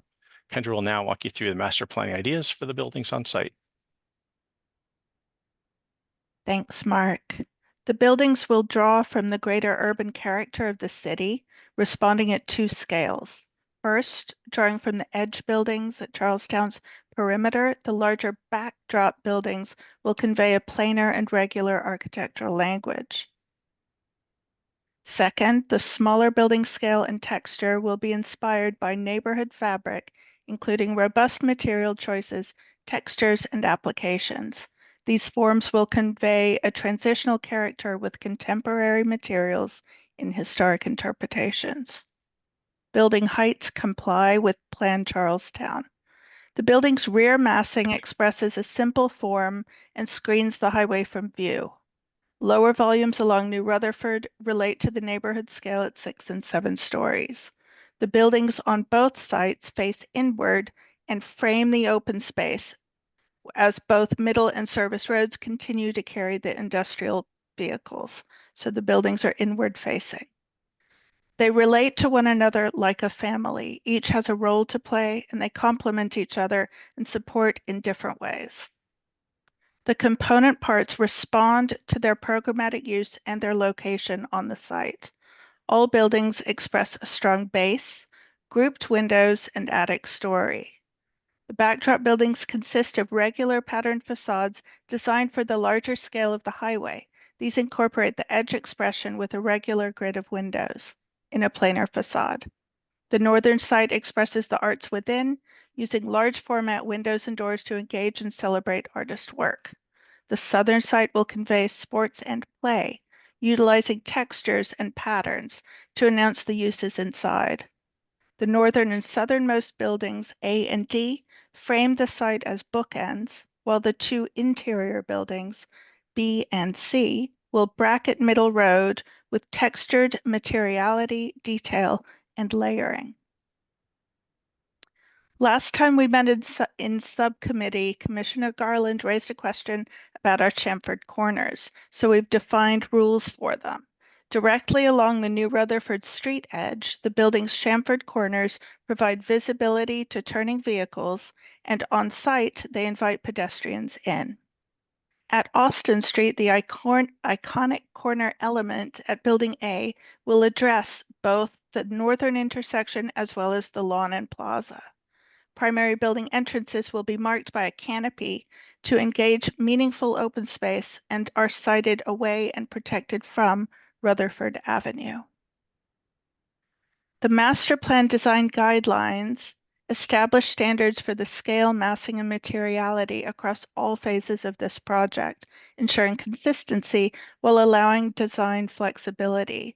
As an attached exhibit to the master plan, these will be included as part of the project's approval. So I'll take a breath here. But I think we've been asked to move right into Building B, Article 80. Thanks, Mimi. Okay, so moving into the first phase, Building B. Building B's primary visibility, entrance, and access will be from New Rutherford Avenue, reinforcing the series of open spaces along this future boulevard. The first phase delivers 123 affordable family rental apartments in a 126,000 square foot building, along with landscaped open space and public realm improvements. Trinity is in the midst of discussions with the city for overall site conditions during the interim condition. This is the fully built out site. Ground level uses and the protected courtyard entry orient to the lawn and the courtyard, with the lobby fronting onto New Rutherford with direct bike lounge access from the shared use path at the corner. Back of house spaces are positioned along the service road to support move-ins, move-outs, and loading. Mark? So the site plan for Building B shows how the new landscape emerges from Building B. An intimately scaled and heavily vegetated courtyard garden immediately adjacent to the building's lobby connects to the more public open lawn and its adjacent plaza, both of which form the major space of the north parcel. The driveway connects to New Rutherford Avenue and provides short-term parking spaces that serve the landscape spaces and as pickup and drop-off spaces for the building. The shared path is shown here in 3 perspective vignettes that illustrate the character of these circulation spaces, as well as how the building meets the landscape along these edges, which Kendra will describe further in a moment. Next. Like the playing fields on the south parcel, the open lawn is separated from the shared path in New Rutherford Avenue here by both low shrub plantings and trees planted along the street edge and the lawn's perimeter. This perspective and the top precedent image illustrate the idea of the large lit beacons that further enrich the New Rutherford Avenue streetscape. Next. Looking from the building's courtyard, this view shows the shade-loving vegetation that encloses the courtyard space, furnished for social interaction, and provides a view out to the larger community spaces across the driveway. Next. Proposed catenary lighting brings a sort of festive atmosphere to the plaza that is directly connected to the open lawn and accommodates hard surface and infrastructure for event programming like food trucks or small-scale farmer or artist markets. Kendra will now explain how the human-scaled spaces of the landscape are framed by like-minded strategies for the building. Thanks, Mark. The building massing reinforces the basic diagram. The taller portion of the building is a backdrop for the new community with a planar regular window grid. The bracket character of the lower stepped volume includes masonry depth and patterns to enliven the scale for the pedestrian. The lobby and bike lounge express the creative use, celebrated through vibrant materials and patterns on the interior. The building's base is grounded with contemporary masonry texture, while a crisp attic story and metal panel tops off the design. This transitional approach draws from Charlestown's architectural character, interpreted with a modern sensibility. This 5/2 podium structure offers a cost-effective yet durable solution.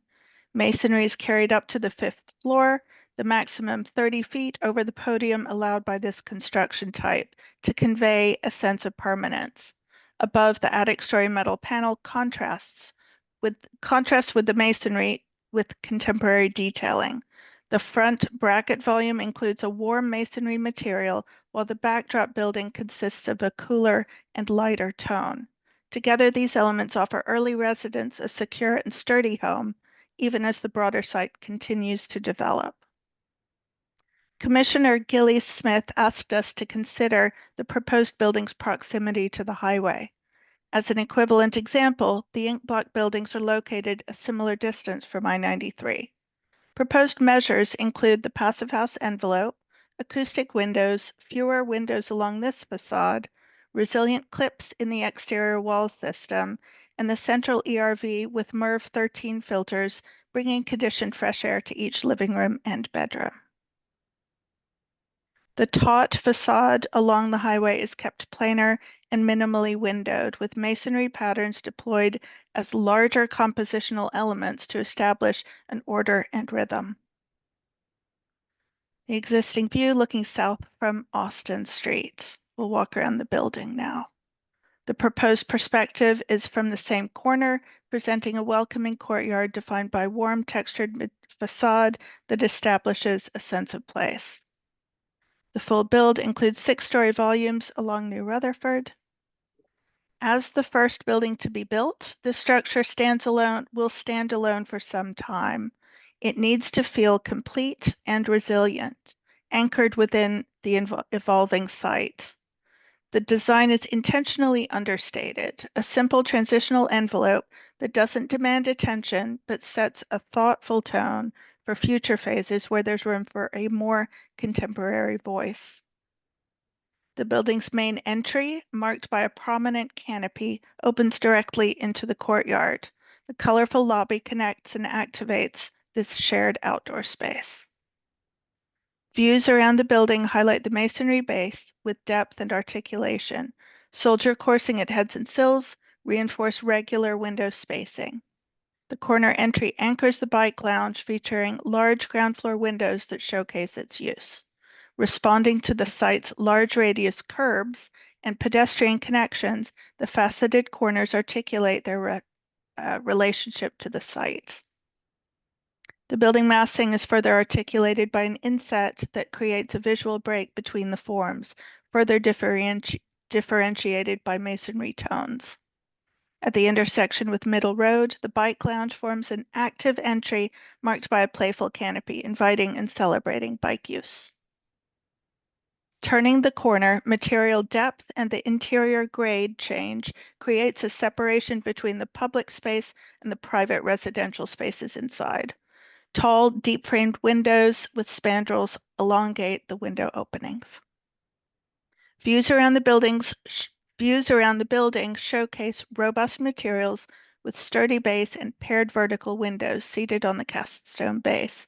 This regular rhythm of windows in the planar facade reflects the typical edge building character found throughout the Charlestown perimeter. We propose a contemporary masonry wrap with punched windows as a buffer to the highway. Windows are sized for passive house construction, but they also limit views of traffic on the highway. At a bicyclist's scale, material depth and layered plantings create an engaging pathway and create a buffer to the trucks and vehicles on the roadways.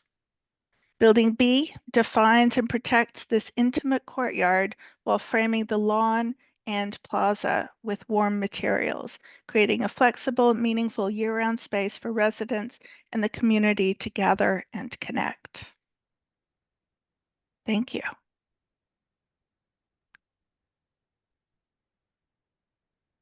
Thank you, Kendra and Mark. Commissioners, comments?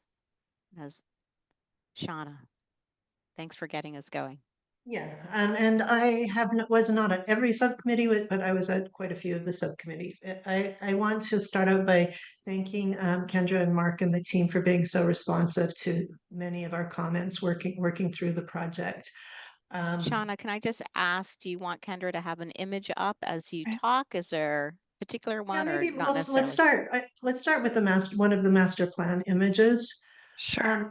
I think one of the from an open space perspective, I think one of the big sort of unlocking keys was the flexibility with respect to the ball fields. The early versions of the project were really dominated by the ball fields, and having that both, I think, probably from the client perspective, but also working with the city of Cambridge, it really has made a significant difference to be able to sculpt for the open space, not to be subservient completely to the ball fields, but also allow for flexibility with play.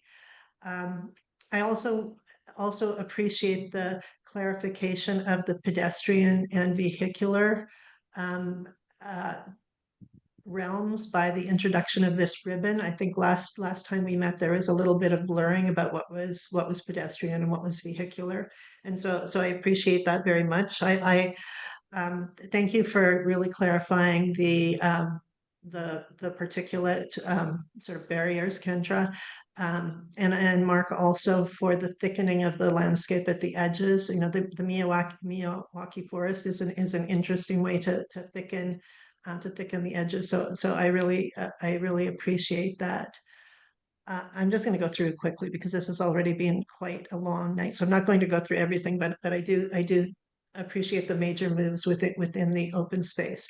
I myself, from an architectural perspective, am still kind of uncomfortable with the hexagonal gallery, but I understand that is not a component of the overall master plan. I think where I see this as a signature element, anchoring the corner in the future, I think is an important thing to look at when that building comes back to subcommittee, but not part of the big picture from my perspective.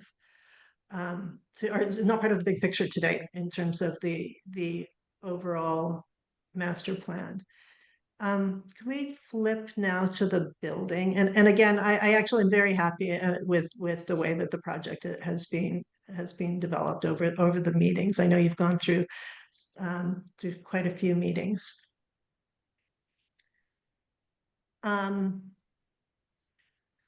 I still think, and I appreciate the detail that you've put into the open space, Mark, with your team.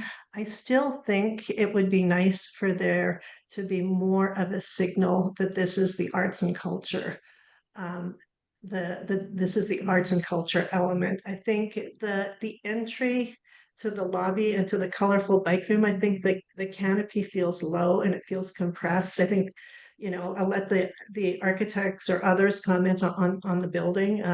But I think something that was more expressive and engaging. I think the furniture choices are nice, Mark, but that would be the thing that I would push further. Even the scale of the pylons in this view seems not to be giving that real indicator that this is kind of a major art and culture element.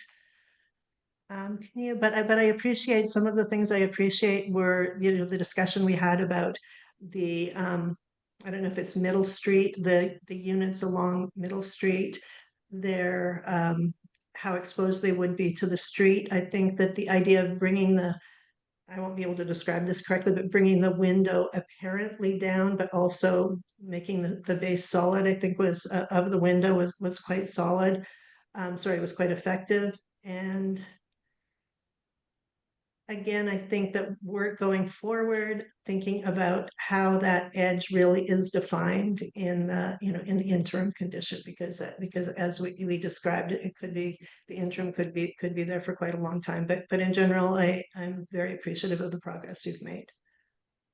Thanks, Shauna. Myung Kim. Yeah, I do want to mention from the last subcommittee meeting where we saw this project and we saw both the master plan and the individual project, there's been a big evolution. So I just want to kind of talk about what the expectations of BCDC should be. And there are eye-level perspectives, there's clearly articulated rendered plans of the landscape. And so just want to say how much I appreciate seeing this and how important it is for us as a commission to see this information. I think overall, like in the master plan, I think that it's come a long way. So I think there's a clear sense of what that original mark, that idea of the ribbon moving through the landscape, and I can really see it, and I really appreciate it. So I'm not going to reiterate everything that Shauna said. I think that the piece that we both brought up last time was to see more information about the project, and I think you have successfully shown that.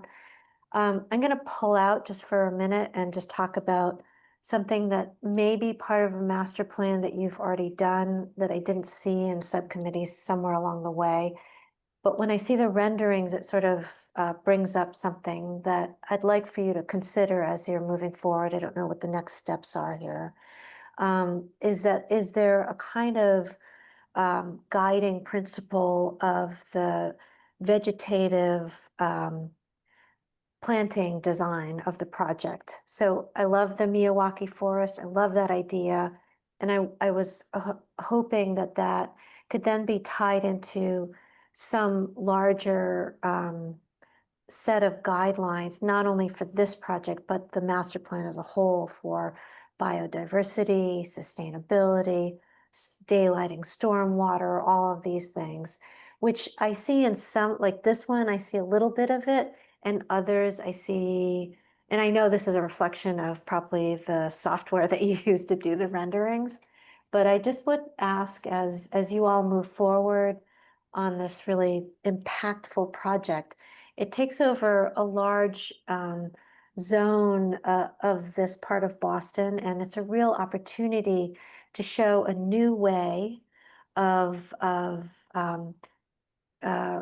creating a landscape, an urban landscape that that talks about these really important things that address important issues of climate change and flooding and all of these things. So would love, as you're moving forward, I mean, I think this project is great. So as you're going into DD and CD, to really think about these things. But I really appreciate all of the transformation and, as Shauna said, the responsiveness of the team. Thanks, McYoung. Jonathan, Garland? Oh, thanks, Mimi. And I second everything Mick Young and Shauna pointed out. I also appreciate the responsiveness. It was very clear to see, especially the landscape progress from the last time being somewhat more conceptual to a little bit more refined. And then on the building, some of the major changes, even you can see in this image, is the top left from the June 3rd, where it seemed like there was a chamfered volume or a chamfered edge on the bigger volume that faces Service Road, and to see that now as a flat orthogonal bar, I think it really actually creates a hierarchy of specialty with the chamfer on the lower volume, because it really does play into that more pedestrian scale. I think it will help open up view corridors into this open space. And as Shauna mentioned, the more it can speak and be a little bit bolder on the arts and culture vibe, thinking about nights and weekends and activity and what's going to bring people to the area. But to me, at least, the clarity in the diagram is helpful to understand the purpose and the use of the chamfers, that they're not at every edge, but they're at special points when you're trying to create a strong pedestrian invitation into the site. I also appreciate the use of the texture and the materiality of the brick, appreciating some of your examples that I saw in the references. And I would encourage you, even as you go through your VE process, this kind of affordable housing work can be tough budget-wise, but I really do encourage you to try to hold on to the texture, because I think it is, in this case, key to the idea of a high quality, set of architecture. And I appreciate that. And then lastly, I just think, again, the dichotomy of the larger, I think you showed it on slide 26 of your master plan package, but just the juxtaposition with the backdrop versus the bracket, and the backdrop front, facing Service Road, and then this more kind of sculptural set of buildings on New Rutherford makes a lot of sense. Lastly, I definitely second Shauna's points about not the building in front of us, building A being hexagonal. I do like the idea of an iconic something that can really catch your eye there or hold the corner, but perhaps maybe not hexagonal. And I know that's something for further reviews, but thanks again for all the progress I'm seeing. Thanks, Jonathan. David Hassin? Jonathan's comments were really terrific. So I'm going to basically just very quickly say that I saw this project very early on, and I want to compliment Kendra and Mark on obviously a very long, successful collaborative process, both amongst yourselves and with the BCDC, on a really terrific foundational diagram for the project that I think will really help the future buildings achieve the vision that you've described, which is, as Jonathan was saying, you know, this backdrop building with these foreground buildings, which is the place where really, if on the VE subject, I think it's really important that those frontispiece buildings, those lower buildings that are on the street front, really hold on to their character as much as possible. And I think it was just a very thorough, thoughtful presentation, and I'm very excited to see how this project has evolved, and I look forward to seeing it built as soon as possible. Thanks, David. David Manfredi? I completely share my my colleagues' enthusiasm. I just want to mention a couple things. One, I agree with Jonathan on the evolution of your elevations and your restraint in the use of materials to a very tight palette, and in fact the palette of material corresponding to the massing of the building. I think that's a paradigm that sets a really good example. I only have one question, and maybe I completely missed this, and I apologize if I did. And it starts with this, and maybe if you can go to a site plan, the connection between Rutherford and I don't know what the name of Service Road, that's why I don't know the name of the street, feels very driveway-like to me.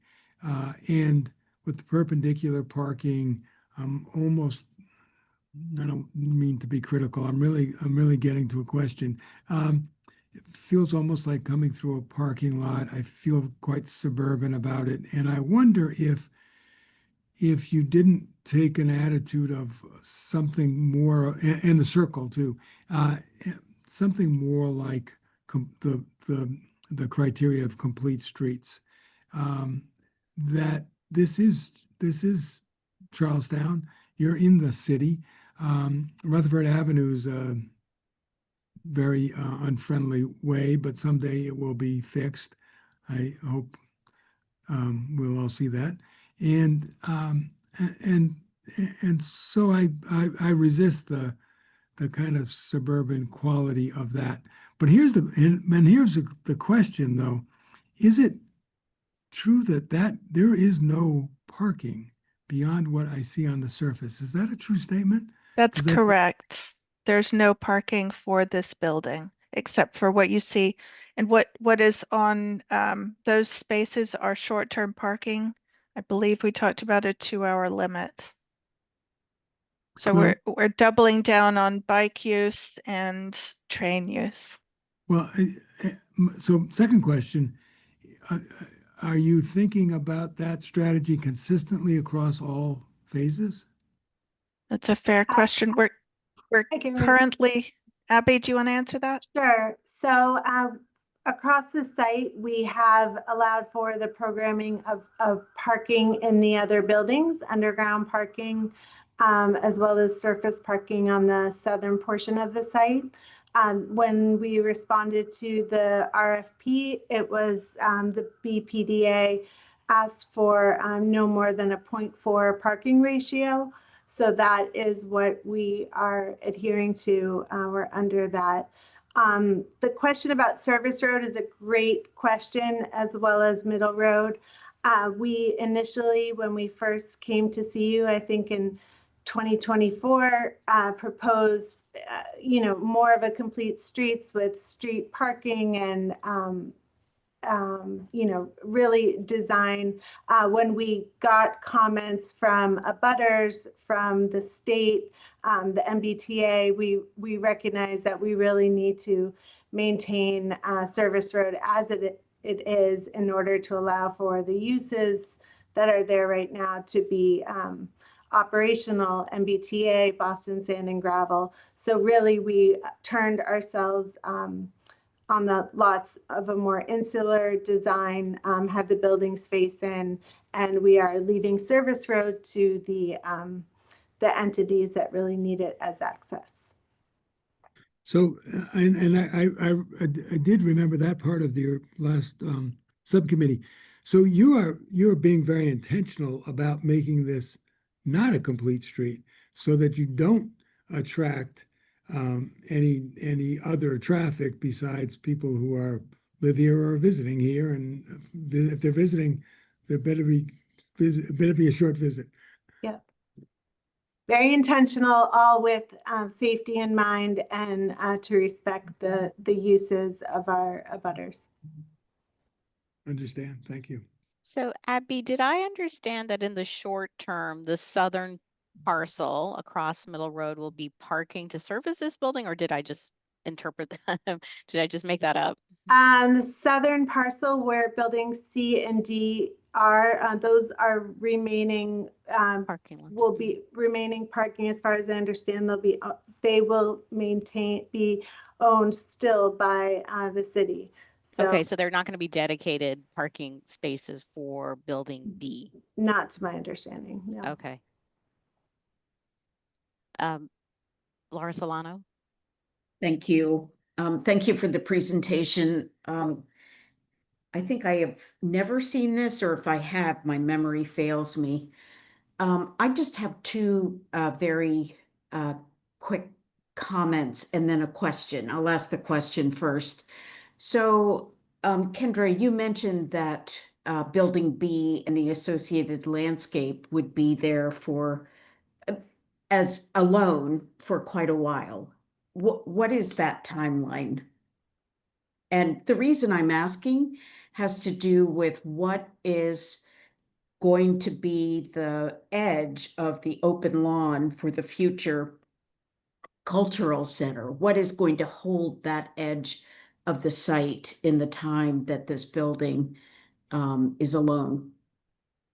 So I can also respond to that, Laura. We are still discussing the interim conditions with the BPD. Our hope is that it is not there for long. We want to be that to be the next building out of the ground. If not that, then building D or both at the same time. Our goal is to build housing and to build it quickly because of the serious need in the city. So we are discussing potential interim conditions, but again, our intent is for it not to be in a parking lot for a long time. And Commissioner Solano, if I can address that from the city's point of view. As Abby mentioned, we are in discussions. It's a couple layers, including how this large site is going to be ground leased, how that's going to be staged, what happens in the first phase, then to the footprint of Building A. The city is very interested in trying to get or getting early activation in some manner of that site and not having it used as a parking lot. But as Abby mentioned, we're in ongoing conversations of exactly what scope that might be, and to the extent that we can achieve that, as well as making sure that the connections are made along Rutherford Ave from Building B up to Austin Street and beyond, as well as pedestrian access from the parking in the south lots to the north, left on page, where a lot of folks park to go to the Bunker Hill Community College. Got it. Thank you for that.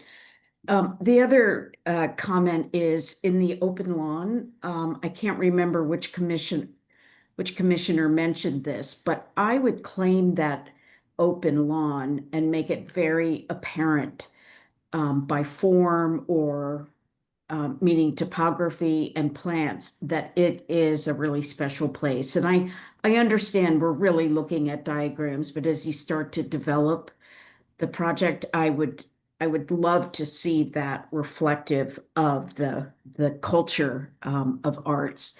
And then last, I just would like to underline David's comment about the drop off. Again, I think as you go forward, the location of that roundabout drop off, you know, is uncomfortably close to building B. And I'll just throw that out there. Again, I know that we're at a diagrammatic place, but I'm wondering whether or not a different form in there might be better. So I'll leave it at that. I saw Christina's high sign to us to carry on, but thank you for the presentation. Thanks, Laura. David Nagahiro. I'll keep this brief. I know the music started, so I'm maybe pairing to what Jonathan was mentioning about the richness of the materiality of the brick. And if you can go to maybe image 18. I too share the sentiments of the commissioners with Mark and Kendra and the progress having gone through the past presentations and the recordings. I think there's a lot that has changed in a very positive way. One of the things that thinking about the materiality and the hierarchy of the materials, the richness of the front building versus the background buildings, I appreciate that kind of layering and the hierarchy of thought. I would just challenge Kendra on the tops of the metal panel to think about maybe a little bit more detail and texture. You have that richness of the masonry and the patterning that you're using that really will create a great pedestrian scale and hierarchy of material use. But when you're repeating the window pattern on the upper floor with a metal panel that has looks like 4x8 sheets of metal panel, I think that module can be broken down in a way that really celebrates the top of the building. It doesn't get simpler, it gets a little bit more detailed and maybe textured.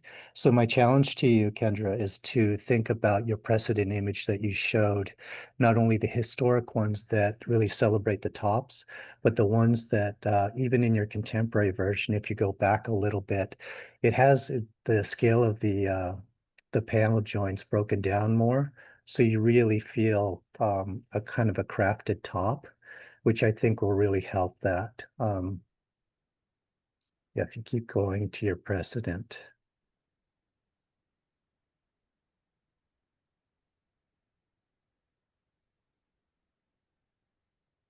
There it is. So if you go back, go like back 4 slides or Yeah, I don't know. I think it's back in the, Oh. sorry, I think it's in the master plan phase. Yeah, we just went past. Nope, here we are. But what I'm saying is that because the masonry and the metal panel are coplanar, I think there should be more of a distinction at the top of the building because it runs the risk of reading very flat. And yeah, this is the one. That was it. It was that one. You just had it up. The one before. There. Yeah, that's what. Yeah. Yes. Yeah, the panel joints are broken down a little bit more, and there's a richness to the texture. Although the two are coplanar, you really appreciate that the top has some richness to it, and I think the top could benefit from that kind of thinking, whether it's a depth of corrugation or more panel joints, but just having that richness, I think will really allow the top to have a better presence against the skyline. Thank you. So David, I'm happy to follow up with that because I agree with that comment. I also want to make the comment for the chamfer. I think you finally convinced us that the chamfer is probably, you know, can work at the brackets, I'm going to say. So we could just go to to one of those perspectives of where we see the chamfer that's along the bracket. The one thing that I would love for you all to think about when you're thinking about this chamfer is the brick detail, where, you know, if there could be some detail or some exploration of how that angle comes together. Is it a zipper brick detail? Is it, you know, I don't want to pretend to design it for you, but right now it just looks like a shaped brick that's not really taking advantage of that geometry. So I even think little subtle details like that, in addition to what David has raised, I think could really amplify the building, and you know, maintaining all of that texture of the corbelling is really exciting to see. Just stepping back, because we are talking about the chamfers, I do think that your diagram of the bookends, the bracket, and the back building are perfect, you know, guidelines for future development. And in regard to that, if you could go to like slide 11, where you have a site plan, I do think that building B and C talk to each other in terms of brackets, but buildings A and D are not aligned as bookends, in my opinion. And it comes down to that octagon shape of the gallery. Yeah, stop.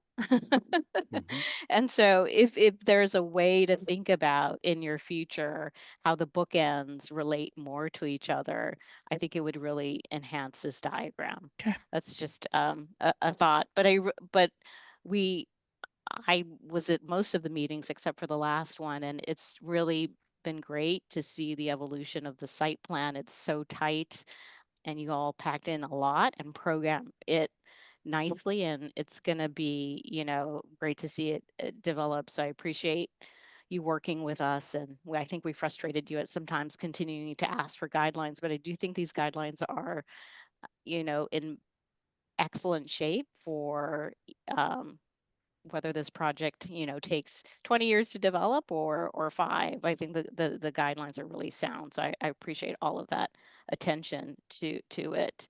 I am a little bit worried about the interim site condition, primarily because it could be that we only have building B for a while. And so that's a thought. Do we want to see the interim condition once it's finally, not to slow anything down in the process, but just to see where the interim building lands would be something that's at least on my mind. And with that, I see that Frank in particular has been very patient, but I think, Christina, we're ready to go to public comments. Is Christina there? Yes, I'm here. Commissioners, at this time, we'd like to invite any members of the public who wish to contribute public comments to raise your digital hand, and I'll call on you. If you're calling in by phone, press *9 on your dial pad to activate the raise hand function and *6 to mute and unmute yourself. Please state your name and any relevant project affiliation information, and please keep your comments to 2 minutes. Frank Murray, are you able to unmute yourself? Yes. Good evening, everybody. My name is Frank Murray. I'm an IAG on the project, Charlestown resident. Thank you to the BCDC and to the Trinity team for hosting the meeting tonight. Great presentation. We've had some IAG meetings over the last couple of months, and obviously all the way back to 2024. And I appreciate the project. Obviously, the need for housing is very important, and I totally support it. My only concern, or one of a few concerns, is the building materials on the project.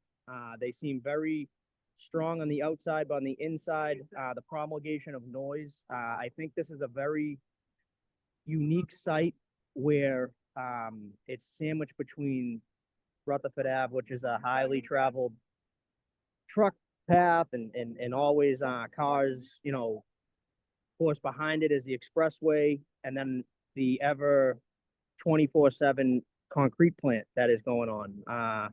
I just think there's a lot of promulgating noise, and I think the future residents of this building deserve an airtight, noise-proof, soundproof kind of building, as well as air quality. I just think that there's so much going on around it that needs to seriously be taken into consideration when this goes in for final review. So again, thank you to the team, thank you to the BCDC, and I hope those concerns will be addressed. Thank you. Mr. Murray. Dan Jaffe, are you able to unmute yourself? There I am. Just two small points. Along the roof line there with the sheet metal, how about treating it more like a mansard roof with tiles, slate tiles, or some pattern similar to that would be maybe more effective. So it's not big panels or smaller, distinct elements. And the second one is for David. We are looking at trying to open up a transit solution within the Charlestown community, which we're hoping to also integrate into this site so that there will be a path into the community with a microbus solution to get to the shopping centers and other resources within the community. So there will be more transit capabilities than just walking and biking. That's it. Thank you, Dan. So, commissioners, do we have a motion? Motion to approve. Yeah, and I'll second. All right, awesome. Thank you. With that, I'll call on everyone. Jonathan Garland. Aye. Shauna Gillis-Smith. Aye. David Haseen. Aye. Mick Young Kim. Aye. Anne Marie Lubenow. Aye. David Manfredi. Aye. Catherine Morris. Aye. David Nagahiro. Aye. Laura Solano. Aye. And myself, Mimi Love. Aye. Congratulations. We're excited to see this move forward and look forward to having it go quickly for you. Thank you all very much. Thank you. Thank you. Right. All right, commissioners, next up on our agenda is a new project, a new but familiar project. This is Wentworth Institutional IMP. We reviewed that in 2004, to the tail end of 2004. They're coming back with an amendment, and they're also focused on one building at 550 Huntington Avenue. So this is a two-part presentation again, where we're going to have, I think, them run through both presentations, and we'll have time to give feedback after. But I think with that, we're going to probably pass it to planning first. Great. For comments? Yeah. Thanks, Ted. Thank you. Nice to see everyone. I'm Ted Schwartzberg, Assistant Deputy Director for Planning Review. I'll be sharing two staff slides on the planning and zoning context. The proponent will present their slides, and then my colleague Seth Reisman will present additional staff slides. I want to remind folks it was recently reviewed by you in the 2024, actually, not 2004 review process for their IMP update. And that was the approved IMP on the left. In that one, there were 7 buildings spread across the campus, 3 academic buildings, 3 residential buildings, and a front door. And then we're back a year and change later for the proposed amendment on the left. And I want to call everyone's attention to that outline in pink. That's the area of campus that we'll focus in on this evening. We won't be looking at any changes to the rest of the campus. And as you can see in the difference in that area between the image on the left and the right, that the academic building in blue has now been flipped to face Huntington Avenue, and 2 dorm buildings are now interior to the campus. So if we could go to the next slide, we'll zoom in on that area on the west side of campus. Here I'll differentiate what's in zoning and what is a guideline, and I'll start along the bottom of the page. This is along the pike. So in the memo that went to the the BPDA board with the IMP last year. It noted that the pedestrian pike must be at least 12 feet wide, clear to sky, with a typical width of 20 feet. And that was in the board memo. And then related to the pike, there are 3 items that are actually in the zoning that got adopted into the zoning overlay as guidelines for design. So in that overlay, it says that development along the pike edges should frame and activate the pike. And then something that was approved in the current IMP, number 3, is that the residential forum can serve both as a refuge for students while also creating a new nexus and point of connection for the campus. That was something that was adopted into zoning. As I noted on the previous slide, the uses will be flipped. So this is an area that the commissioners will want to focus on and understand how the changes affect the open space around these buildings. And then moving up to the top of the page, the current overlay notes that buildings lining Huntington Avenue should activate student and public and community oriented uses along that edge. And then finally, 2 considerations from a design guidelines plan, the 215 Avenue of the Arts plan. This is not adopted zoning, this is design guidelines, but those guidelines recommend that shadows be limited to 2 hours max per day on the opposite side of Huntington Avenue, as noted by number 5. And then jumping back down to the bottom of the page, back to the pike, this non-zoning guideline also recommends active uses along the pike.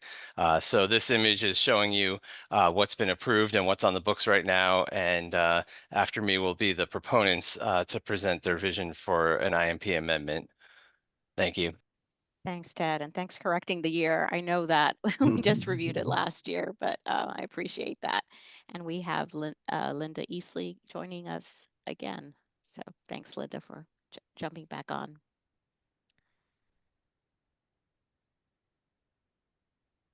And the proponent, do we have them? Yes, I will share the screen.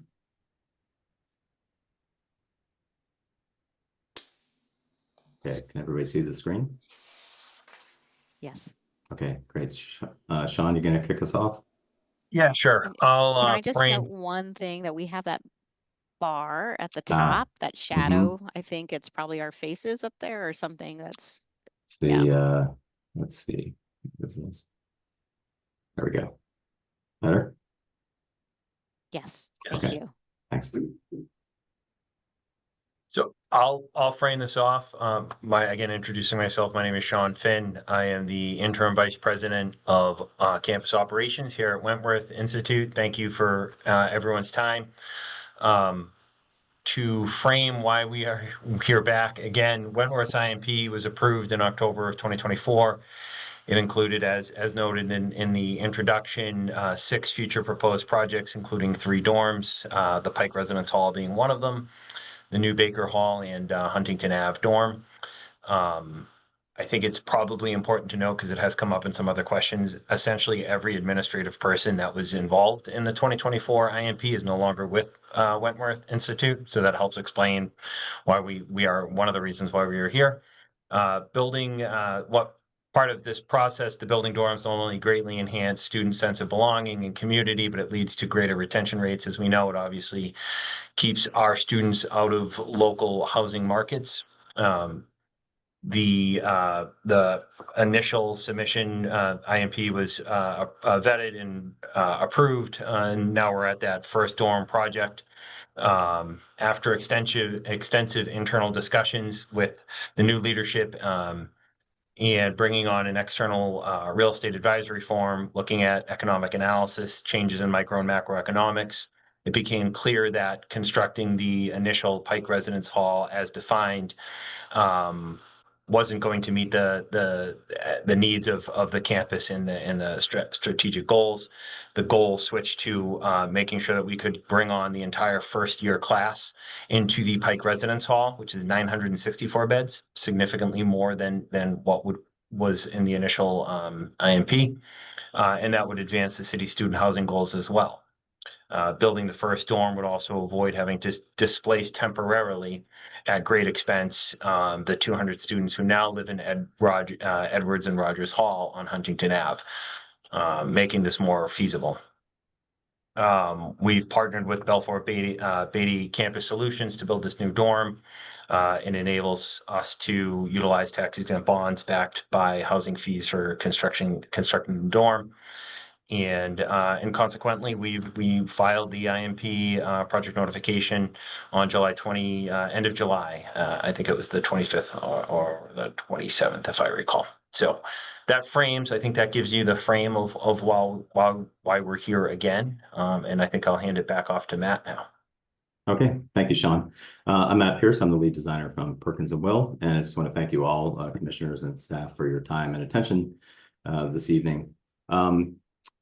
As Ted noted, there are 2 items on the agenda. We'll start first with the IMP amendment, going through the goals of the IMP and how the amendment is consistent with those goals. Then a comparison of that 2024 IMP to the amendment. First, kind of looking at it on a kind of macro scale, and then zooming into that area of detail that Ted referenced. And then item 2 is specifically the Pike Residence Hall design itself. So starting off, these are some of the priorities that Wentworth established that were topics that initiated this amendment to the IMP, and that is 1, getting more beds on campus sooner. And of course, housing is a big concern, a big topic of discussion in the city, and getting relieving pressure on the market rate housing in the neighborhood would be a great benefit. Along with that, getting more housing online sooner is also creating an environment for student success. So that's where the idea of accommodating the entire first-year class in one building and giving them a foundational living experience and kind of community building experience became an objective for the Institute. As we developed this amendment to the plan and the changes, one of the things that we thought we can improve upon was the connectivity and the character of some of the outdoor spaces. I know there was a lot of discussion in the 2024 IMP about especially this outdoor space that was on the north side of the Pike Residence Hall. And we felt as we repositioned and reconfigured that Pike Residence Hall that there was an opportunity hopefully to improve the connectivity of those open spaces to the pedestrian pike and also to solar access and pedestrian comfort. There was also kind of a topic of much discussion in the IMP about the pedestrian experience between Ruggles Street and south down to the Pike. And I think the IMP was left at a point at which staff had hoped that we could get to a better resolution, and that maybe a better solution would come along when the PIPs, the PIPs advance. And we're at that point now, and we think we do have a solution, especially with a lot of work with planning staff on improving the coordination of pedestrians and pedestrian first circulation along with vehicles. As Sean mentioned, and Ted, flipping the use of the building on Huntington Avenue to an academic use is partly motivated by a desire to have the achievements and innovation of Wentworth on display on the Avenue of the Arts. And that's really very much in keeping with the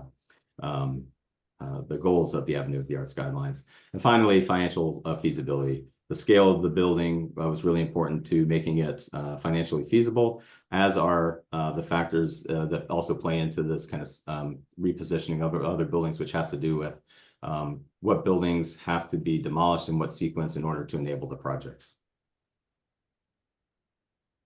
So first we'll start off again, kind of recapping the IMP goals and how we are still, we feel like what we're proposing in the amendment is consistent with those. The strategic priorities that were established were greening the campus, revitalizing academic facilities, increasing housing capacity, and also replacing outdated housing, and celebrating the image and identity of Wentworth.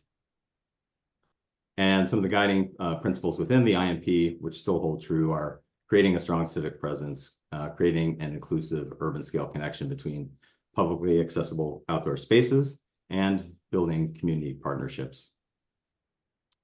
And in that 2024 IMP, with the focus on the outdoor spaces, campus spaces, there was developed an idea that there were, 4 major zones of outdoor space that each would fulfill a different role within the campus. So that north space, essentially the front of Wentworth Hall on Ruggles Street, really being a place of engagement, introducing in one of the PIPs a new entry and an improvement of the streetscape along Ruggles, and that being the place of engagement. Also on the south side of Wentworth Hall, that central quad, which is a large existing space, being really a place for large-scale gatherings and celebrations, things like commencement. As we move to the eastern quadrant of the campus, really focusing on a smaller scale gathering and smaller scale activities. And then in this area on the western side, adjacent between the Pike Residence Hall and the existing treehouse, that space, and this is the focus of changes in the amendment to the IMP, really being focused on a place of recharging, a place of respite and small gatherings, and a way of really connecting with nature in an urban environment. So now we'll go through a few slides, just comparing kind of on the macro scale, the 2024 IMP and the amendment. So again, on the left-hand side, I think Ted covered this well. Left-hand side was the improved IMP, and on the right-hand side, this zone here highlighted is really the focus of the amendment. So nothing beyond those boundaries is changing within the IMP amendment. And then just zooming in a little bit on that local area where these changes are, as I mentioned earlier, the considerations for phasing and buildings being demolished and having to be vacated really had a big role in thinking about a different way of configuring the building. So you see here, for example, on Huntington Avenue, when we looked at we were posed with the challenge of accommodating the entire first-year class in a larger building. We looked at that Huntington Residence Hall, which was established in the IMP, which was the larger capacity of the residence halls at 850 beds. That came up a little bit short of the first class, but it also posed a challenge in terms of vacating Edwards and Rogers, which are right here, which have roughly 200 beds between them. That was a challenge to demolish those, lose those beds during the time of construction. And that led to this consideration of creating a larger residence hall in the location roughly of the Pike Residence Hall as it was envisioned in the IMP. And in doing so, we also wanted to look at a way of building this larger Pike Residence Hall in a way that didn't require the demolition in the short term of this academic building, Kingman, which is just to the east. So if we focus on open space on these slides, always the approved IMP from 2024 is on the left-hand side, the amendment on the right-hand side. And the big change in the open space here is really that green space that fronted the Pike and had southern access. It was on the east side of the treehouse, and also had a component that was connected with that, which was a point of a lot of discussion in the IMP, which was this green space that was on the north side of the Pike Residence Hall and in shadow, and not directly connected with the Pike.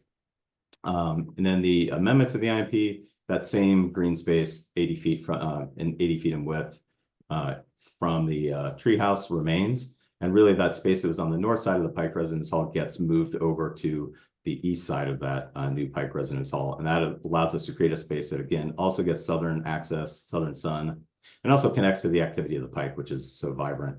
And the total amount of open space is very similar between the approved IMP and the amendment.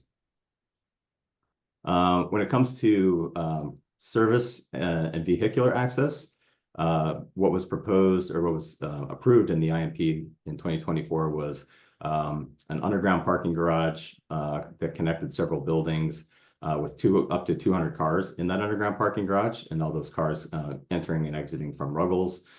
This would also be where loading would happen, so servicing the buildings would happen in this area as well, and materials would be conveyed through the parking garage to the other buildings underground.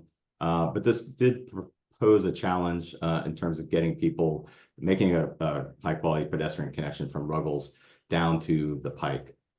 So in the amendment to the IMP, that 200-car underground parking garage goes away and is replaced by a much smaller 17-car kind of visitor parking area over to the right here, and a dedicated loading area between the Pike Residence Hall and that future academic building on Huntington that would be serviced above grade and materials can be conveyed as they are around the rest of the campus by golf carts and such between the Pike Residence Hall and the smaller Residence Hall to the east.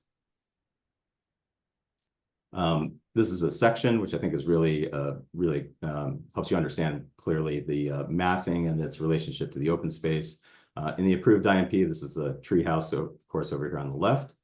That Huntington Residence Hall up to 250 feet in height, the 80-foot wide open space that fronts onto the Pike, and then the Pike Residence Hall at 190 feet, quite close in proximity to the academic building to its east, which was envisioned up to 150 feet in height.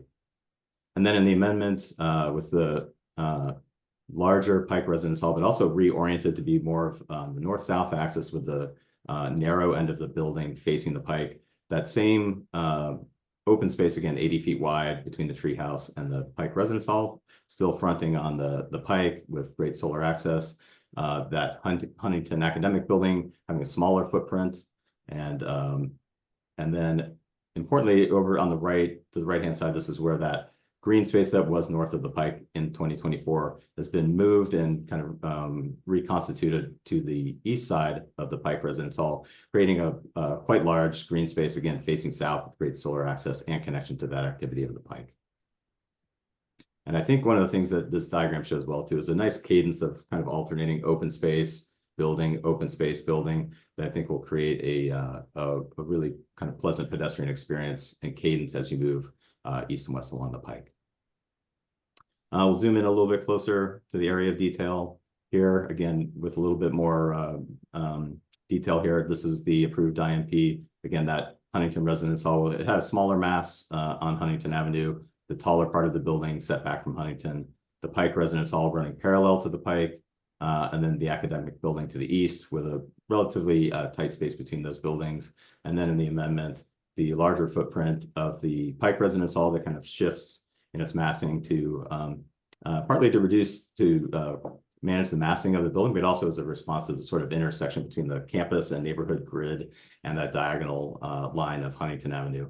And in this case, with that smaller footprint of the Huntington Academic Building and also a smaller footprint of the Quad Residence Hall to the east, and then these two south-facing green spaces on either side. This is the same diagram that Ted shared earlier, really just highlighting the change in uses. The gold color is the location of residential uses, and blue being academic, and of course those swapping to be academic on Huntington Avenue. And looking at that from a more three-dimensional point of view, you can see that greater height in the 2024 version of the Huntington building, the lower Pike Residence Hall. And then when those uses change, the Pike Residence Hall gets taller, the other residence hall to the east gets smaller. So really the capacity overall stays the same. Total square footage, total number of beds stay the same. They're really just being redistributed between buildings. And none of the height proposed in this is exceeding anything that was proposed or accepted in the IMP of 2024. So one of the things in our discussions with planning staff, they had asked us to share, other alternatives that we had explored in meeting this need for increased number of beds and that kind of cohesive first year experience.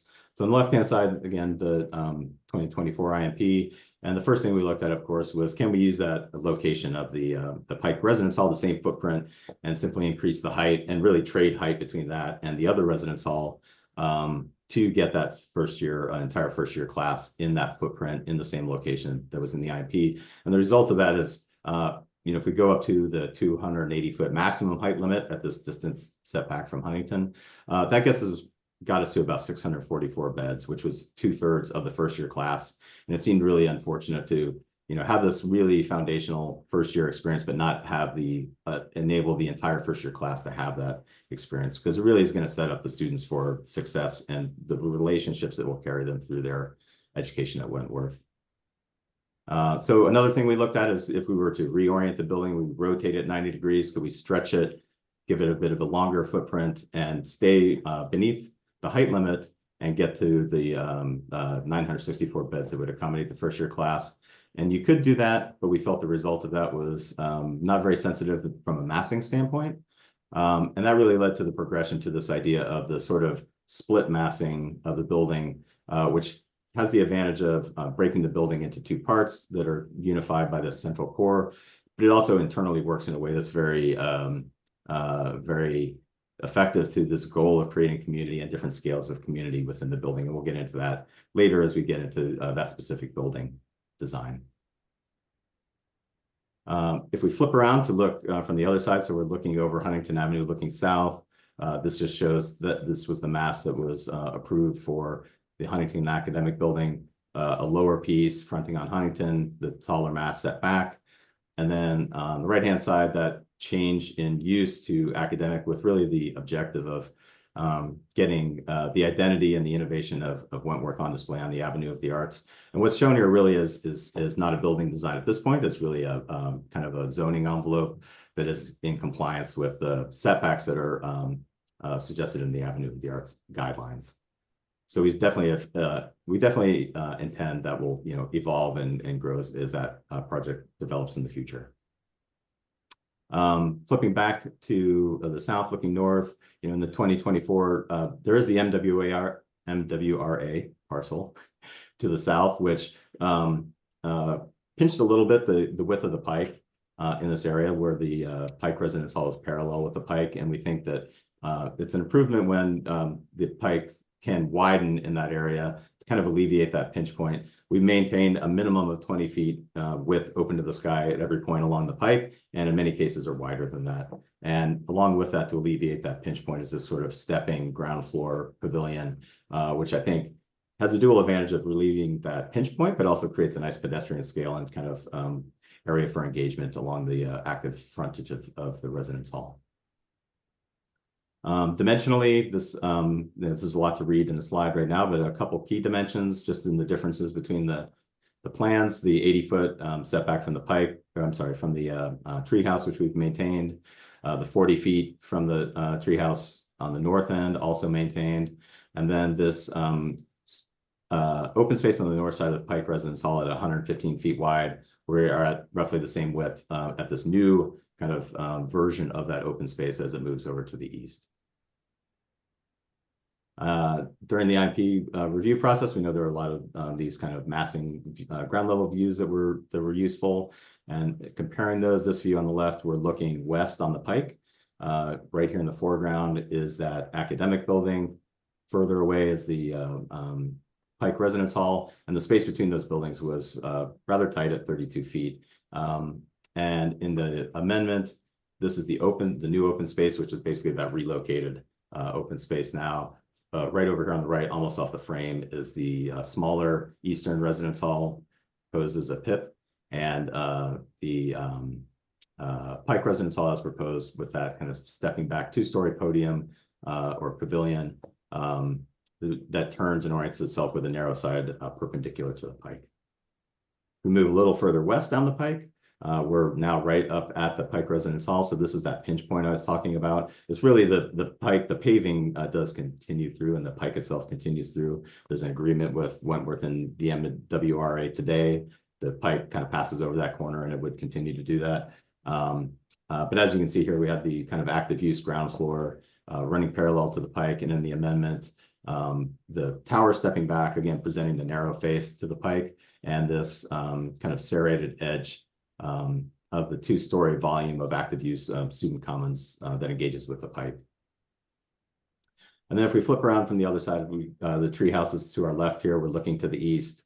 This was that 80-foot separation between the buildings, the active uses fronting on that green space, and then the proposed amendment, again, that tower rotates 90 degrees.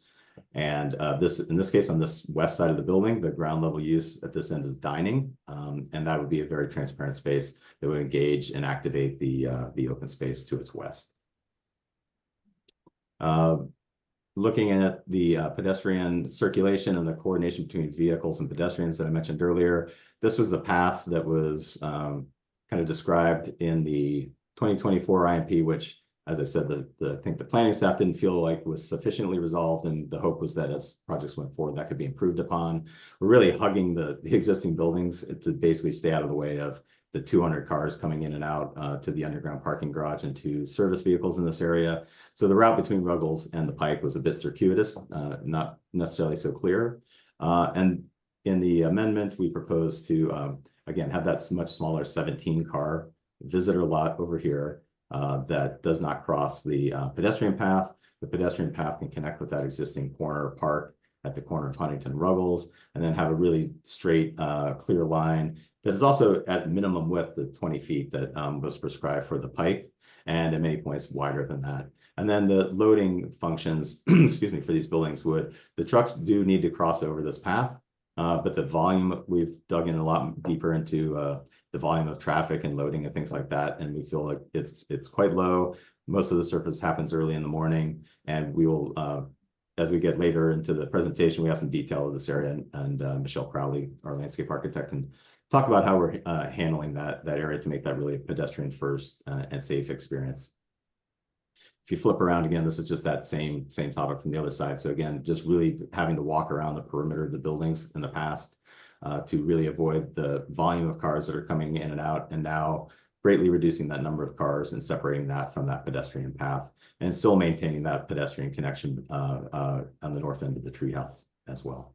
Matt, excuse Yes, me, yes. I'm mindful that we're going to lose Commissioner Lubenow at 8, Okay, and we still okay. have Seth's presentation, so if you could Okay. wrap it up. Actually, I have to leave at 8 o'clock as well. I'm so sorry, Mimi. I didn't know Okay. it's gonna run this long. Okay, we're going to start losing commissioners, so. Okay, this is the last slide of the IMP, so I'll see how quickly I can go through the Pike Residence Hall specifically here. So, well, can I just ask a question about sure. that? Yes. Before we get into the design of the residence hall, shouldn't we be discussing the IMP strategy So relative to that residence hall? David, I think it's a fair question. I know that we need to hear Seth's comments on both the IMP and the Article 80 proposal. So Seth, I'm going to defer to you. How would you like to comment? Because I mean, I have some questions about the site strategy and diving right into the architecture of the building. I just, it's up to you, but I'm just. I share those concerns. And definitely hear you all on that. I think similar to the Austin Street project, we had originally set that one aside where we would do the ADC first discussion and then the specific building. I think here with Wentworth, we were following sort of the precedent set by Austin Street in sort of looking at the master plan, jumping into the building, and then being able to discuss both with the idea that even if there are siting concerns, it's useful to get the full picture of the building so that we can have a robust and efficient discussion on both matters. This seems like a bigger change in siting. I don't, maybe this will have to be teased out in our comments, but And Marie, I agree with that. It's so what I'm worried about is losing commissioners, and I actually think in the model of making fewer meetings, we really do need commissioners' comments. So Seth, could we get you to give feedback from your perspective on the IMP, and we go into an IMP discussion before we lose commissioners? Yeah, because I have the same problem. Yeah. Okay, let's do that because I'd like to get as much feedback from the commission as possible. Thank you. And I'll share two quick master planning slides and design review, and then the roadmap for the project. So the staff have been focusing on the relationship of pedestrian service and passenger traffic, particularly at the north-south path between Ruggles and the Ped Pike. So how can the site and buildings be best configured to further reduce the intersection of pedestrians and service activities, as well as create safe and high-quality pedestrian experiences? The west courtyard is intended to serve as a space of respite and recharge. How can challenges, including shadow, wind, and proximity to the service court, be mitigated through the building and site design to best support this goal? And then how do all the buildings create engaging and acting edges to each of the quads, the Ped Pike, and other pathways, both during the interim conditions and the full build? Next, please. I think you all remember this being a very talked about section of the master plan during the first IMP. And the separation and relationship between the towers has always been a key feature and challenge of this area. And that open space was always challenged. We've talked about potentially a winter garden or something else in the area that was going to be most affected by shadows. How can the massing of all three buildings create the best relationship to each other and the existing context at the scale of both the ground level pedestrian experience as well as urban form making? And then how does the proposed assemblage of buildings look and feel from key vantage points, both near and far along Huntington Ave, Ruggles Street, and the Ped Pike in both directions? The next one is just some brief comments on the architecture itself, which we'll skip over for now. And if you could go to two ahead, Lizzie, please. The roadmap for this, as this is both an IMP amendment as well as a ADB building. This would be a 5-meeting maximum. As the proponent is on a tight timeline to deliver the student housing, we're looking to commit to double sessions. So not just 1 hour, but 2 hours in subcommittees so that we have meaningful discussion on both the IMP amendment and the ADB building for the next 2 subcommittees. And the proponent is committed to working very hard with staff and BCDC to see if there's a way forward that we have a meeting of the minds so that we can move beyond or a sort of meeting 4 in subcommittee and go to full committee to be determined through the process. And again, this is the sort of live roadmap that we have. Excellent. And so what I would like to do is to have Anne Marie, followed by Mick Young, followed by David. If the 3 of you can really hang on and give your comments to the IMP. If the rest of the commissioners can stay on and listen to the presentation for the building, the Article 80 project, B project, we can then combine our comments for the IMP and building then. And if I could ask the proponent to bring up one of their slides for the IMP. So Anne Marie, if you want to get us going here. Thank you. So I would say this is a great case study in respect to the proposed changes to our process. I think in this case, I understand the intent or the goal of moving along the IMP amendment and the building design at the same time. However, what has been presented, at least from my standpoint, represents a significant change, and there are significant implications on the quality of the spaces, including the concerns that we addressed in the review and the approval of the IMP. I support the shift to an academic building on Huntington Avenue, but I think you clearly made the case about the role, as Seth reaffirmed, of the green space being a space of recharging, and therefore I think of a sense of shelter. And I think that the change in the massing, the siting of the proposed Pike residence, frankly, compromises that. So I would really like to, as this goes to subcommittee, recommend that we approach this a little bit differently and actually come to agreement in terms of the changes to the site plan before proceeding with the architecture, because I think there are just too many implications. Thank you. Yeah, I agree with that. I think that the piece of it that I'm still trying to wrap my brain around is the relationship of the buildings to the landscape. And it feels like it's lost a bit of cohesion from the approved IMP to here, as obviously there's a great deal of complexity in the issues that you're trying to solve with egress, vehicular access. But I think there is an opportunity this fall to look at this and to make sure there was something really nice about having kind of central quad that sort of linked all of these buildings together. And it did feel more to me in the master plan that the proposed IMP buildings kind of worked with the existing buildings in a way that now it feels less like a master plan and a series of interventions done by individual architects. So I think there's maybe some work to be done to make sure that everything feels a little bit more cohesive and there's a little more flow in the landscape experience. Well, ahead, David. Yeah, and I can just piggyback on that. I completely agree with both Anne Marie and Mick Young. I think I want to look at it from two perspectives before I'm very confident that the architecture of the proposed building will be something that we can talk about and refine and so forth. It's a very good firm. It's going to be a good building. I think that I'm more concerned about the organization at the ground, as Mick Young was talking about, the sort of clarity of the original diagram, the way that the original IMP resolved the grids of Huntington and the campus as they came together. And I'm going to pull back even further and say that I'm hoping that when we can talk about the IMP in the last few months, we have approved a new set of buildings for massing options for buildings for Northeastern down Huntington Avenue.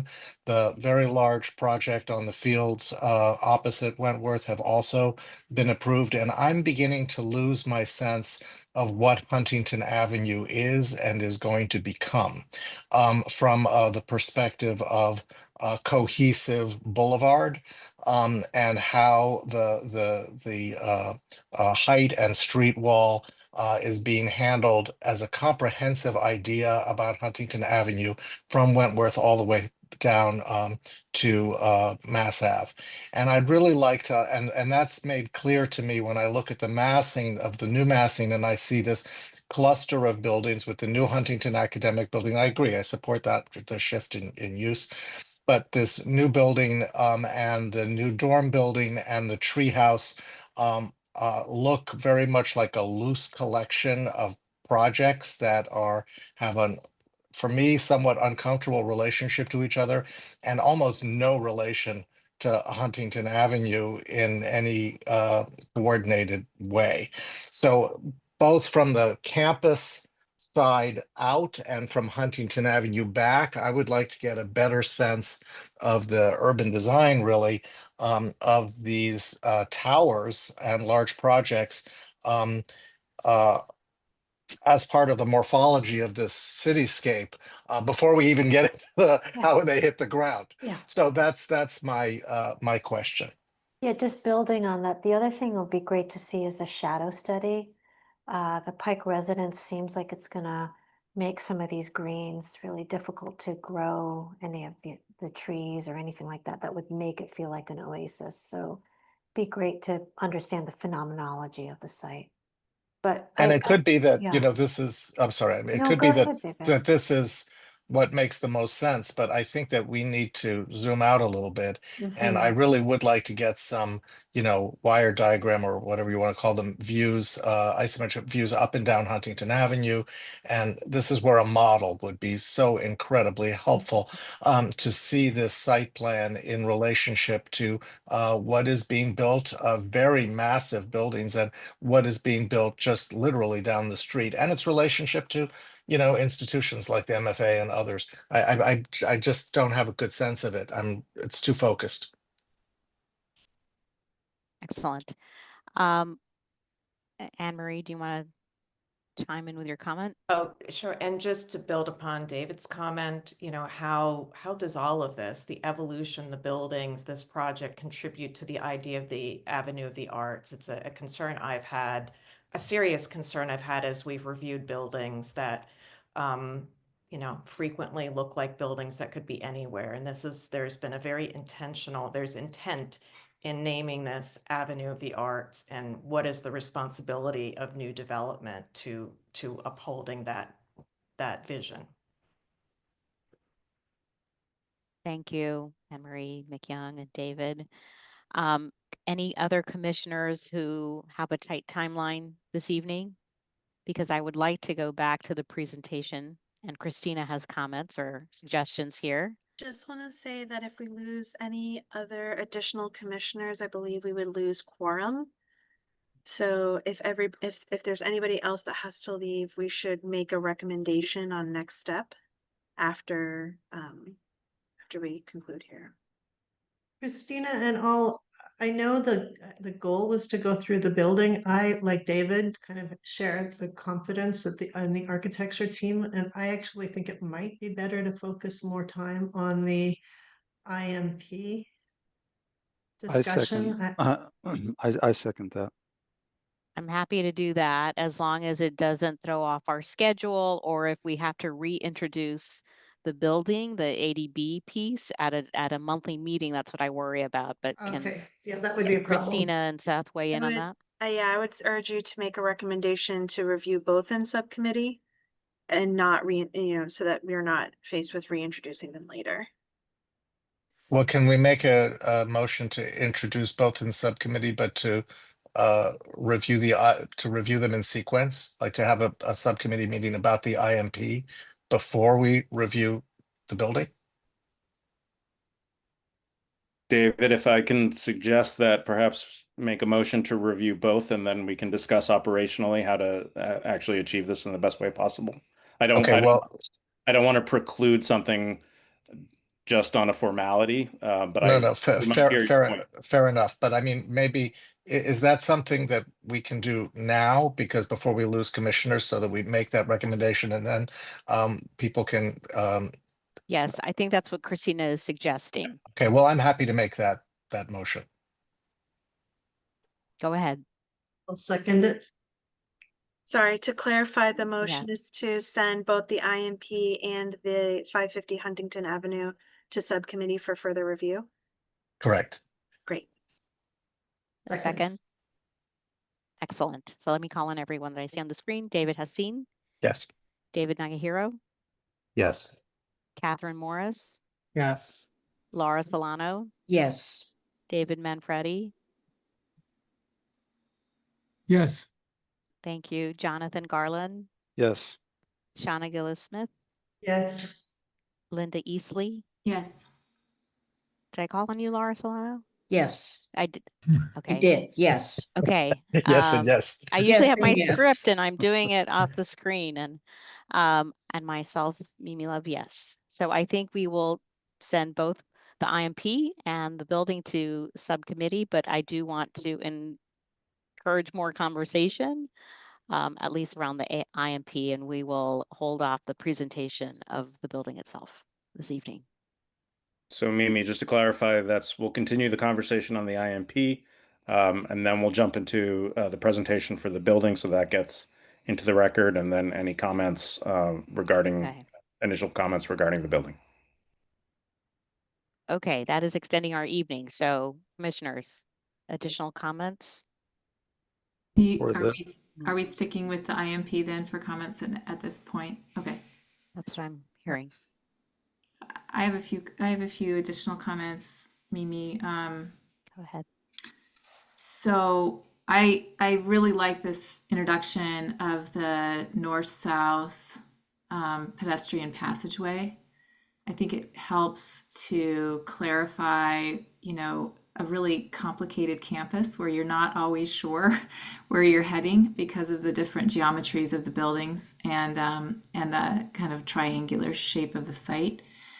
My concern with that north-south and also with the pedestrian pike, which is roughly east-west, is I really want to understand how it feels to walk along those passageways and to be in what I think will be canyons between the buildings. And so I'd love in subcommittee to have a better understanding, not just dimensionally. I really appreciated those diagrams, but actually three-dimensionally, how it'll feel to be between those buildings.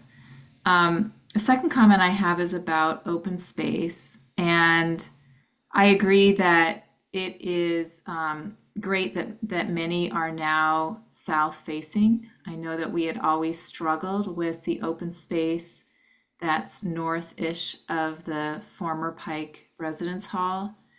The challenge that I have with the open space is the sameness. It feels like the scale of each of those spaces is nearly the same now, working from Huntington and working our way east to the Quad Residence Hall. And I wonder if there are opportunities there, not just to kind of give them different names about engaging and so forth, but to actually make those spaces different. or maybe to even include the north-south pedestrian passageway that's between the quad and the Pike residence halls as kind of an extended open space from face of building to face of building.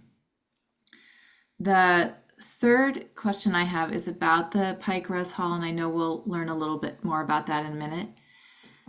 But the concern is that the kind of northern or western kind of leg of the Pike Residence Hall, where the words Pike Hall extend over that geometry, actually steps over what I think is a datum along the Pike.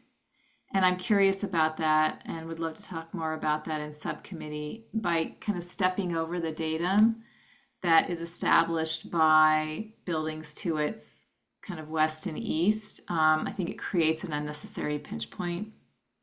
And similarly with the Pike Res Hall, I'm concerned that, you know, before the Pike Res Hall, when it was more of a bar, was sponsoring kind of a really nice pedestrian pike on one side and then sponsoring this open space on the other side. And now the Pike Res Hall on its north side is sponsoring a service court. And so I want to understand, you know, can we improve that relationship between the Pike Res Hall and the academic building, knowing that there are complexities, of course, with service and all of that. And then the last comment I had was something that David Hassine brought up, and that was that we need to zoom back out and really understand Huntington Avenue, including all of the proposed projects up and down, so that we have a sense in 3 dimensions, and also in terms of materiality, you know, what this new avenue will look like. And I think that's going to be really important, particularly as we think about the new academic building, but also to understand all of those in context with these proposed buildings in general. Thanks. Awesome. Thank you, Linda. David Manfredi. Yeah, I think Linda picked up a lot of things that I wanted to say. I actually think there are some very nice things in the new plan. Like Linda said, the north-south connection is so much clearer. And I, in some ways, the plan, I think, makes that Pike Residence Hall feel like it has an enormous footprint that would be a great wall east-west. But when you look at it 3-dimensionally, you realize it's actually these 2 bars passing, going past each other with the connector in between. Mick Young's comment was really good. We really need to see shadow studies. I always worried a lot in the approved IMP about the Huntington Residence Hall, that it was kind of a clumsy podium tower relationship, trying to stretch out to Huntington Avenue to make street wall and create presence, and then also then contorting itself to be the north side of that quad. And I do remember the shadow studies on this space, which were also kind of troubling. So I think the shadow studies are important.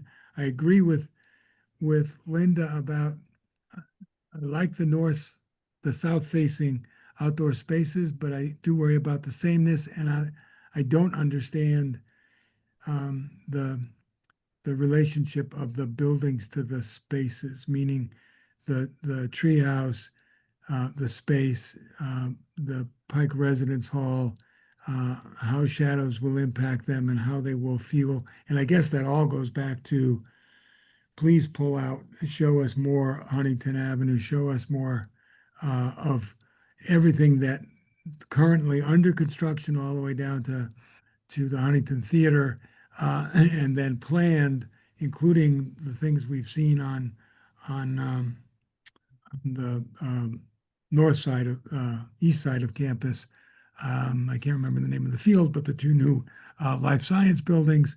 And see all of these things in context. I remember at one point, and it may be when we were looking at those life science buildings, we saw a long street section, maybe almost from Copley Square to Longwood. Maybe it wasn't quite that long, but you had a sense of the Avenue of the Arts, Huntington Avenue, having a series of towers, of mid-sized towers at irregular but widely spaced relationship to each other.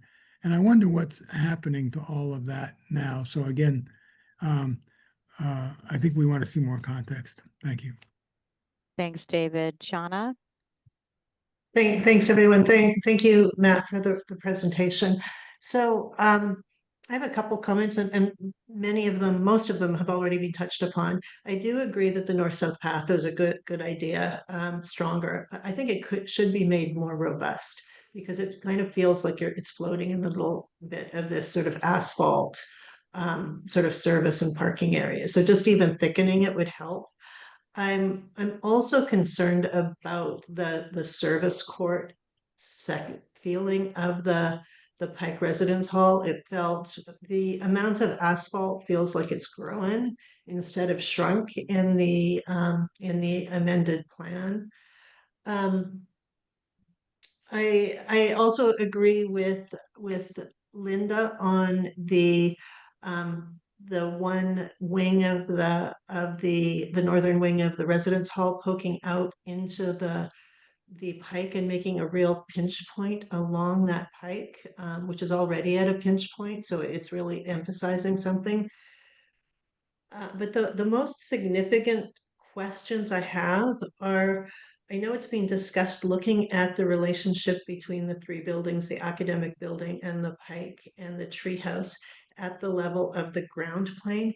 But I'm also very curious of that relationship at an upper level, at a 10th floor level, for example, looking out from the treehouse to the other two buildings, looking out from the residence hall to the other two buildings, and the academic feeling, because I don't get a real sense of how close those are. And it feels quite, in the AXO, it looks very constrained and compressed. And so getting a feeling of what that really is from the upper levels of where the students will be, looking at each other. I just don't have a good sense of what that feels like. Thanks, Shauna. Jonathan Garland? Thank you. And thanks, Matt and team, for the presentation. I generally would say I think there's nice things about both. The site in many ways, especially as seen in the amendment plan, it sort of strikes me like it's a Rubik's Cube. You have to kind of twist the thing and turn it multiple ways to figure out the right urban plan. I tend to think that the approved IMP, to me at least, seeing it for the first time, I wasn't involved in the last one, it just seems to have more cohesion, and the idea that there is this essence of a quad, this sense that you've arrived, this sense of place with that middle green. I also appreciate how in that plan the interior wall of the treehouse can actually participate in that outdoor room. And so it's a way of stitching the new development with the existing context, which I think is important.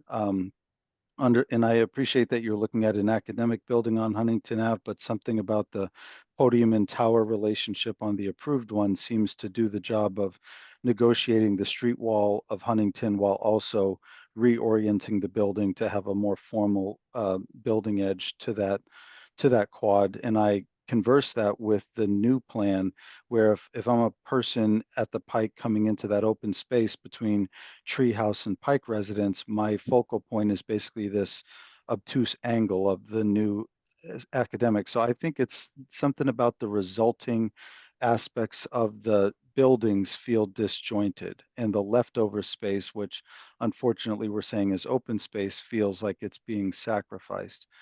And then lastly, so on that note, I think the idea of a grid or a grain I know that there's multiple angles here, but where's the predominant sort of grid and grain that can be appreciated? And then lastly, I'm not a total fan of the north-south pathway. I applaud for the effort on it and sort of trying to make that connection, but I would just question, is it needed? Something about the approved plan seems to be, there's a clear understanding of what is pedestrian safe space versus where do cars go, because I can see that line kind of clearly drawn at the northern edge of the Huntington Res Hall. And again, putting myself in the space, if you're walking on this pathway in between almost two large asphalt pieces, what does that feel like? To Shauna's point, perhaps you can widen it and really make it feel owned by the pedestrian, but I'm not sure. But those are my comments. Thanks. Thanks, Jonathan. Laura Solano? The comments so far I think have been really important to considerations, but I will say by turning the Pike Residence Hall, for me, it's kind of shaken up the idea a little bit about the possibilities. I like the north-south, but only if you can fix the middle of it. The middle of it just goes, it's almost as long as the piece that goes from Pike Residence out to the Pike. And that will not be a pleasant experience. So thinking hard about that is important. The sameness of those spaces is, I think, a mistake. And there hasn't been much thought, maybe because it's so early, about how that north-south walk might connect into the other side of the Pike. Is there some connection there that actually could help with the scale and the sense of embedment of as you're walking around the campus? I think that there could be a nice discussion between the treehouse and the Pike residence. I think that it's going to take some more manipulating of the building. The idea of these three bars sort of passing by each other is a nice idea. But I'm not so sure that the configuration shown is exactly it yet. I think the motion that it has in plan is not necessarily what it's going to feel like walking. So I'll stop there and just say that I think when you come back to the subcommittee, that you have a lot of perspectives that will help to see what these spaces feel like on the ground. And in particular, pick those spaces that are not necessarily successful now. For instance, the walk through the service area, because I think in making those, you yourself will come up with other ideas about how that connection can be fixed, if at all. And if not, then what? So I'll leave it there. Thanks, Laura. David, a super fast suggestion. Could we possibly have like a model we could walk around in or fly through of everything next time? I think that would be really helpful. Sorry, we do have a physical model. We're happy to bring it. Yeah, I think so that we could actually see it, like even if it's a SketchUp model or Rhino model, would be helpful. Sorry, David. All right, thanks. David? Yeah, I think a lot of good things said from Jonathan, Laura, David Manfredi. I think, I do have I'm challenged a bit, but I think there are some really good things that actually have come from it. And it kind of addresses the thinking about the hierarchy of how the spaces work together. The Pike is such a prominent sort of circulation strategy, and how these individual pieces of landscape work off of it is what I'm trying to figure out, because there is, there is no hierarchy, it seems like, between them. The Noli plan is very effective in thinking about those positive and negative spaces, and it does kind of challenge the relationship between the academic building and the Pike residence and how these spaces really work. I think Jonathan was right on with coming from Huntington and how you enter into the site and that sort of pageantry of how those spaces work together. There's that cohesiveness of the approved IMP that seems to be lost in the new one. At the same time, the building seems to respond much nicer in the amendment than it did before. The functionality, the clarity, the legibility of the plan makes sense for servicing and entry sequence in the new plan that I think is maybe challenged in the older plan. I think what would really help is if you could actually take the ground plane and visibly see the activation points of the ground floors of all these buildings surrounding it. It'll be very telling on how these open spaces will really work, because when you realize that back part of Williston is, I think, more of a service or something, and the whole green space is kind of set up to, fronting it. I don't know if that really contributes to the activation of that space. So understanding the ground plane and how the ground floor plans work, I think will be very telling. The other is eye level perspectives. It's easy to really appreciate the massing when you're looking at it from axonometrics, but the relationship of scale and that canyonization and those things that I think everybody was concerned about. The other is coming from down Huntington Avenue, looking over Williston, past Ruggles, and that kind of,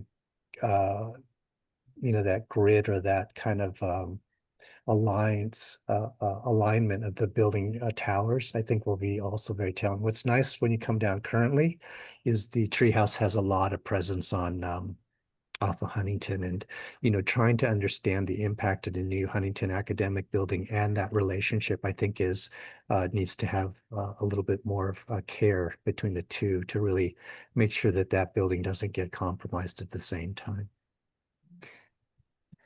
Thanks, David. I think you got a lot of excellent comments so far, and I do think that there's an interesting tension between the two options.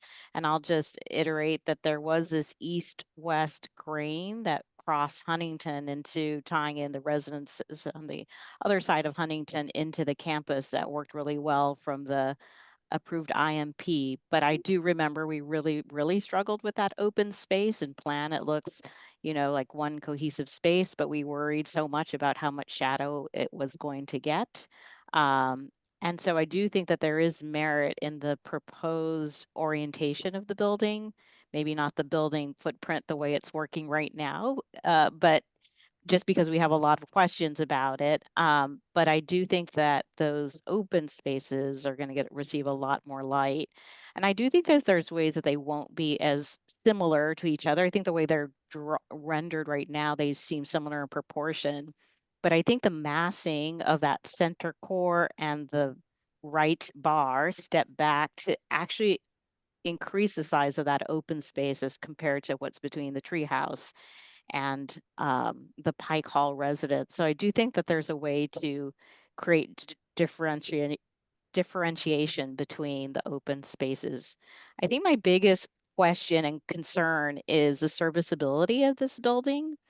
That loading dock, I mean, this is probably the pragmatist in me, is like, these are students, 900 students moving in and out. And I'm just curious, given this embedded pedestrian location, what does this look like in a very, dense part of the city? And I think there was some relief when the residence hall was on Huntington Avenue in my mind. So again, we don't really have to drill down on that today, but that is a real concern of mine. This building has no backside, or it does towards a loading, but I really do think that's going to be eventually a front too.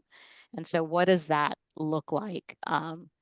Because I do think that one single open space in the approved IMP actually helped resolve some of that natural flow into the quad that I think is now a little bit compromised by the building being at the center of that consolidated, that space. I mean, I think those are my comments. I think you're going to really have us scratching our head with this one. Can I toss in a comment? Sure. Which is, I remember from our conversations with Northeastern that there was a very different character. The call it the MFA side of Huntington Avenue has a pretty consistent street wall and a pretty consistent series of heights and so forth, whereas the other side has been much looser, has had highs and lows, has had green space that pushes up against Huntington Avenue. And in some ways, I'm wondering if it could be that the Pike Residence Hall is the issue. It could be that it's the Huntington Academic Building that could be released from the bondage of having to hold Huntington Avenue, which may not actually be occurring along much of Huntington Avenue, along that entire edge. So it could be that the Pike Residence Hall is very well conceived building, and the placeholder for the Huntington Academic Building is actually causing me at least some angst. And so I just wanted to throw that into the mix there because I know the focus right now is on this residence hall building, but we are approving an IMP. And that's where this larger context of the character of, like in the same way that the treehouse has a looser relationship to Huntington, more object-like relationship to Huntington Avenue. So I just wanted to throw that in there as something that could be a way to think about the site plan. Excellent. All right. So I think we're being asked to look at now the building presentation. And Matt, if we could, given the comments you've heard, I really think if you could really expedite your review of it would be appreciated. It's getting to be a long night. Of course, absolutely. And I think many of the things that people have asked about or commented on, there are drawings, I think, when we go through the Pike that will illuminate some of those issues, I hope so. And thank you all for your comments on the IMP level. Certainly there's a lot of things people have asked about that we do have documentation or other studies that we can share going forward. And there's a lot of things that people commented on that I think we can act on immediately. So thank you. Okay. Let's look at the clock. I'll try to keep this quick, as you said. So to go in just a little bit of the thinking behind how we got to this configuration, the massing, and how it relates to the site of the Pike Residence Hall. We'll go quickly through this, but the building blocks of the organization of the building was really that first year class all in one building, and really splitting the massing into each floor having one community, a community of 35 students, and each floor having two communities, and those being connected, excuse me, by that center core. And that's really the kind of the starting point for this. Then we take, when we think about those, the views out of those two floors and how they sit and how they reconcile relative to the kind of diagonal Huntington Avenue. We shifted those bars apart from each other. So there's kind of an aspect of daylight and views, and also in kind of fitting into the site and manipulating the massing of the buildings as well. So here you can see sort of that stepping in plan in relation to that diagonal intersection of Huntington Avenue. And then really the way that those buildings are connected, or so the two sides of the building are connected to each other, very intentional in terms of setting up this this way of creating connections between students and between the community. So that center core that unites the two bars, you arrive in the center of the core, and when you go to your room, you go either way to the east or the west, you always pass through the social commons, and that's your community space for the floor. And those also have views both to the north and the south from those floors. And then when we looked at adapting that to the site, we kind of lowered the left-hand side, the west side of the western bar of the building in respect to that green space next to the treehouse, and then raised the other side to get this sort of offset massing and a little variety in the massing as well. And then when we get down to the ground plane, really there's a two-story base or pavilion at the ground floor, has a lot of transparency with really the dual objective of activating both those green spaces on the east and west, with really active use spaces that we'll get into in some plans I have, and then also activating the pike with a lot of transparency and entries to those buildings. So really that leads to just this kind of 3 levels of connectivity, of choreographing connectivity and relationship between the students. It's really connecting with the campus at the ground floor, connecting the communities at the residential levels, and connecting to the city at the skyline, at the space on the top of the building that has pretty fabulous views to the Boston skyline. To understand a little bit better how the building works and how those ground floor uses relate to the open space, we have another composite plan later that will show the landscape in relation to the ground floor. But on the left-hand side, the ground level with the orange representing student commons, that's kind of common space for the students for the entire building. That fronts on both, looks out onto the east side and also out onto the pike, the main entry in the center here, and the salmon color is the dining that also fronts on both the pike and the western open space. There's some residential directors' offices on that floor, and then mechanical spaces and loading in the north. The second floor, you can see there's quite a bit of 2-story space, which engages with the pike, those 2 open spaces to the east and west. There's an admission space on the second floor, which really is a place to introduce prospective students to Wentworth and really put them in a place where they can look down and really appreciate the activity of the pike and how that engages with the commons down below. There's some residential director apartments in the north end as well, and some other commons in the kind of northwest quadrant. The typical floor, which happens for the majority of the building, again, is those 2 35-bed communities on each floor. The blue here, the 2-bed rooms. So there's one community of 35 in the north, another one in the south. That's that elevator corridor. You arrive at the center. There's also the stair, and you always pass through these orange commons. The commons are different. They offer different things, kind of as we were talking about the variety of what's offered in the landscape. That's something we'll definitely take to heart in the landscape. It is something we've thought about a lot in the interior of the building, that there are different types of these commons to kind of induce students to cross over and form larger scales of community as they access those other types of complementary spaces. And then the top floor of the building, the top of the right-hand side, 2 floors higher than the left-hand side. This has a student commons and special event space with a small exterior terrace and really great views to the Boston skyline. So this is, I think, is a really helpful plan that has that composite that I'll pass on to Michelle to talk about the landscape and how it relates to the ground plane. Hi, everyone. I'll try to be quick. I'm Michelle Crowley, principal at Crowley Cottrell Landscape Architects. We are collaborating with the landscape team of Perkins and Will. So just to go through the site plan, our site is to the north, bound by Ruggles, and then the academic buildings and maintenance buildings to the east. The Ward Street Headworks to the south, and then, as you know, Treehouse, Mass Art Treehouse, and the residential halls and the fire station all to the west. I'm going to begin with the pedestrian circulation, and so if we go to the next slide. So one of the guiding principles of the IMP is connectivity between public spaces. This updated design strengthens the north-south pedestrian link from Huntington Avenue and Ruggles down to the Pike. To reduce conflicts with the occasional service vehicles entering the service area, we are proposing a raised crosswalk highlighted in red. Both entering and exiting vehicles will stop here, giving pedestrians priority and ensuring safety. All turning movements for service vehicles will occur within the service court, away from the pedestrian paths.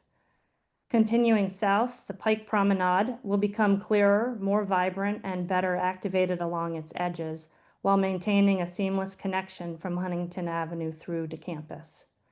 We've also added a secondary, quieter route through the courtyard to the west, between Mass Arts Treehouse and then the new residence hall, connecting Huntington and the current residence halls on Huntington back to the Pike. Next slide. From the IMP's earlier framework, the Pike Residence Hall falls within the campus's recharge zone, spaces designed for human scale, small gatherings, and moments of respite. To support this character, we're proposing a series of social terraces, a continuous canopy of trees to bring the tall urban space down to human scale, and activate edges along the pike with seating and planting that encourage community interaction. Next slide. The continuous canopy will be created with a diverse mix of tree species suited to the shaded conditions between two tall buildings. These trees will provide wind protection, form a green ceiling, and create a comfortable environment for people to pause, recharge, and enjoy respite. Next slide. Here's the overall landscape concept plan. You can see how pedestrian circulation is activated along the pike and the north-south connection with a continuous tree canopy in the courtyard and terraces designed for community use. I'll walk you through just starting from the north and moving clockwise. North, the service court is separated from pedestrian paths. To the east, the north-south campus path connects the pike with the Ruggles Huntington intersection.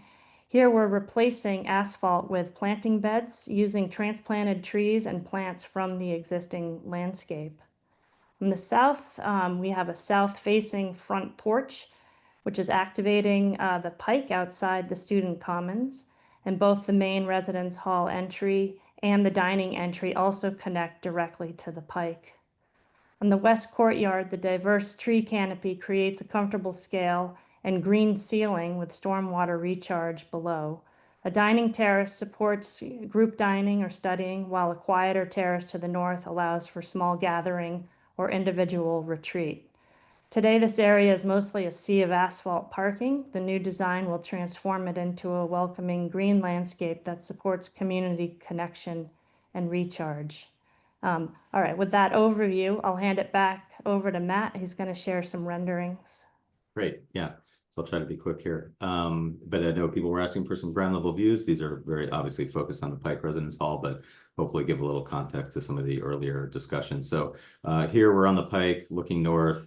In the center of the view is the entry to the residence hall. To the left, entry to dining. So this is all very transparent, two-story space, engaged with the Pike. They'll be very active. People coming and going, and really take the Pike from a place that a lot of people move through right now to a place, introducing more places to stop and to engage. You can see where the western bar of the residence hall comes forward and then sets back quite a bit to that northern and eastern bar. If we come around and we look on the left-hand side, we look west down the Pike towards Huntington. You can see the corner, this two-story corner of the student commons. Setback is on a kind of mezzanine level overlooking that is that admissions area. The stepping of the ground floor pavilion that's very transparent. We think that makes a really nice, as Michelle was pointing out, this sort of porch area, place to hang out near the entry. These sort of little eddies of space that create kind of a nice pedestrian scale along the Pike. And again, keeping the width of the Pike open to the sky, at least 20 feet wide, and in many cases, substantially wider than that. If we come around and look to the east on the Pike, this is the corner of the dining with the entry to the dining over here. Two-story glazed curtain wall area looking out onto one of those social terraces that Michelle was describing right outside of dining. I also noted here that the exterior facade of the building we're looking at between glass in the kind of social spaces and with a precast approach on the residential facade. And we're really interested in, we think that for one ties in from a material and kind of tonal standpoint with some of the more recent modern buildings at Wentworth, such as CEIC and Beatty Hall. It also, I think tonally can tie in with some of the kind of stone detailing of some of the older, more historic buildings on the campus. And we're really interested in, we'll get into this more obviously in subcommittee meetings, but really taking advantage of the plasticity of concrete to use texture and relief to really articulate scale and kind of a dynamic facade with shading, and something that really also works when we think about this on the skyline with the treehouse, how those two things can coexist and have a complementary relationship. This right here is a view from the Pike looking north along that pedestrian connection. So this is the southeast corner of the student commons. This is On the left-hand view here, we're showing the existing buildings, which are, I think, on the order of 35 feet from the Pike Residence Hall. This is where that pinches down to 20 feet, which is, again, the kind of minimum width that was prescribed for the Pike, and this is where the existing power plant is. And on the right-hand side, in the full build-out of the IMP, where those existing buildings to the right are removed, we get this new open space, and off-screen to the right would be that smaller Eastern Residence Hall.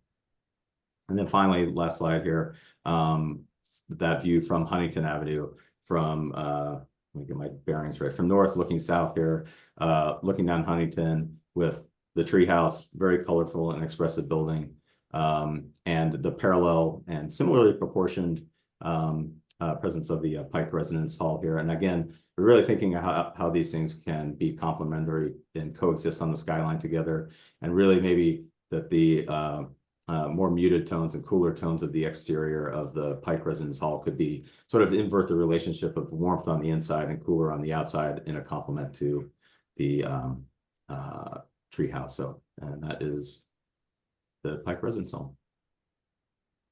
Hope that was fast enough for anybody. Thank you, Matt.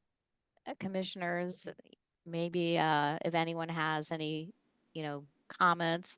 I'm going to just start with one, because if you could get to a plan, I feel like the layering of the equalness of each bar and that center core, if there's a way to look at compressing that, and my quick idea is the what did you call them? The residence lounges in yellow. If there's a way to flip them so that they're hiding the ends of the core, go to a typical floor, and maybe that's where I can easily.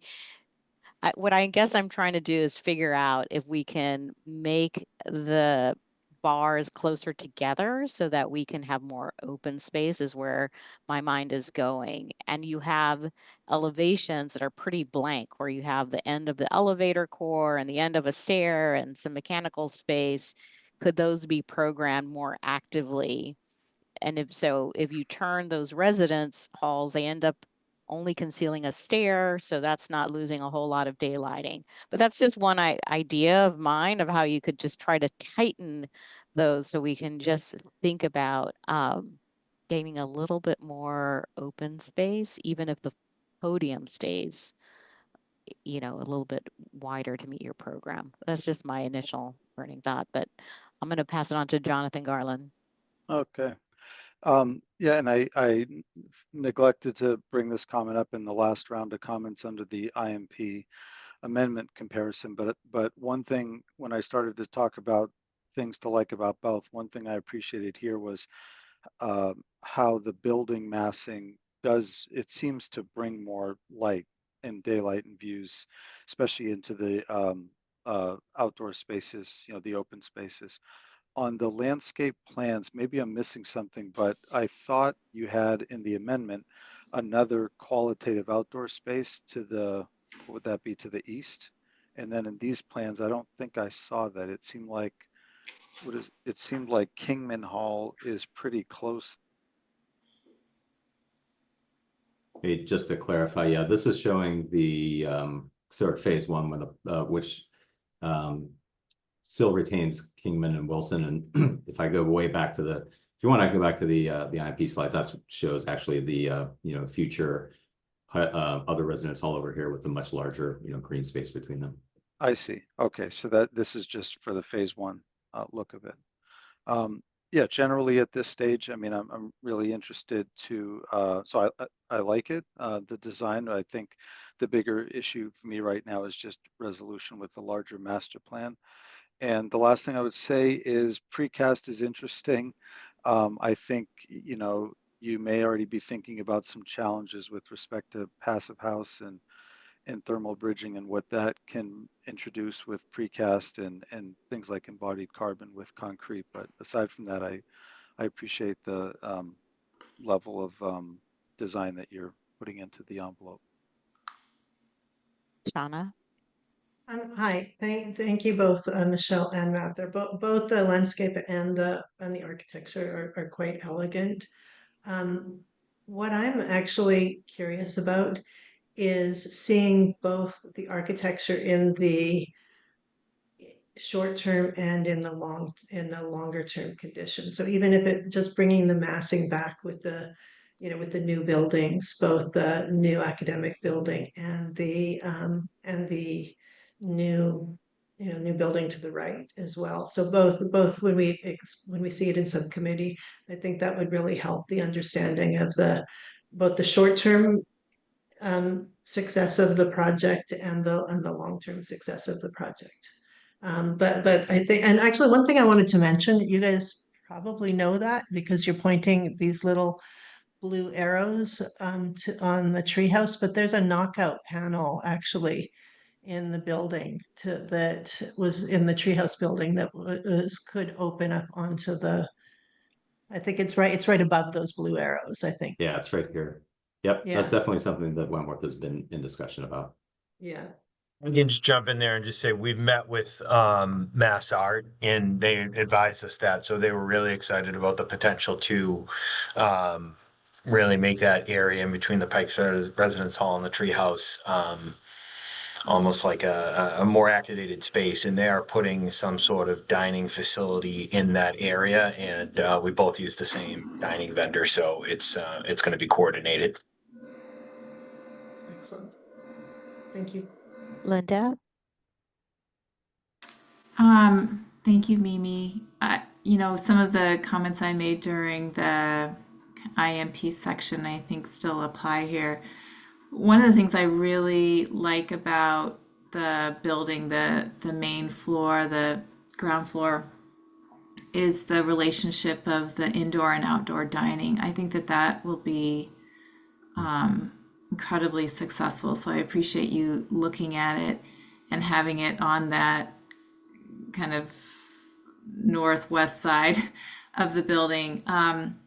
I continue to kind of want to understand the relationship between the Pike Res Hall and existing conditions and also future conditions. And I'm feeling a little bit more relaxed about kind of the canyon that I was imagining, particularly at the pinch point along that north-south pedestrian pathway. But I think it would still be really great to understand that a little bit more.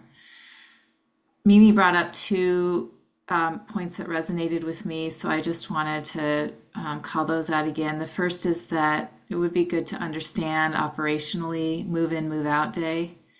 And I think when we were looking at the landscape master plan, just noticing that you have a series of transformers along the service court side of the Pike Res Hall gives me a little bit of pause, because I think you will need to be able to access the building from that side, if not day to day, pretty frequently. And the second idea that she shared just now about bringing the two towers together, I think is really interesting. And I know dimensionally you'll have to figure that out in terms of the podium and what you're including for the commons and for the dining to make that all work, because I imagine dimensionally you've got as little space as you can. But I think the idea of bringing those towers together, maybe widening the open space along that north-south pedestrian way, and maybe even effectuating a little bit more space between the treehouse and the Pike Res Hall could be a really interesting study. And then last, I just would love to have you bring to subcommittee some more of the elevations of the building, just so we can understand the materiality and the shadowing and what the experience would be. And please bring it for that service court side so that we understand how the landscape or lack of landscape is interacting with the building on that portion. Thanks. Thanks, Linda. I'm not seeing any other commissioners' hands. I do think we have to see if there are any public comments. So maybe we'll take a little break. Commissioners, at this time, I'd like to invite any members of the public in attendance who may wish to contribute public comment to raise your digital hand, and I'll call on you. If you're calling in by phone, press *9 on your dial pad to activate the raise hand function and *6 to mute and unmute yourself. Please state your name and any relevant project affiliation information, and please keep your comments to 2 minutes.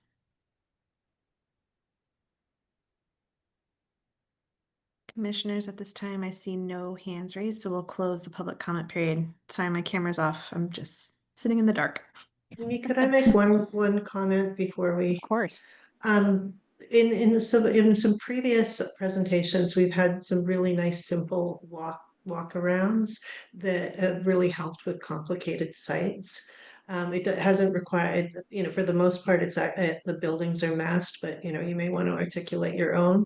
But it was really, really helpful. And I think because geometrically there's a lot of complexity in this, I think it would be very helpful. Yeah, and maybe I'll just reiterate one of David Hassim's points too, because I do think understanding the phasing makes the orientation make sense.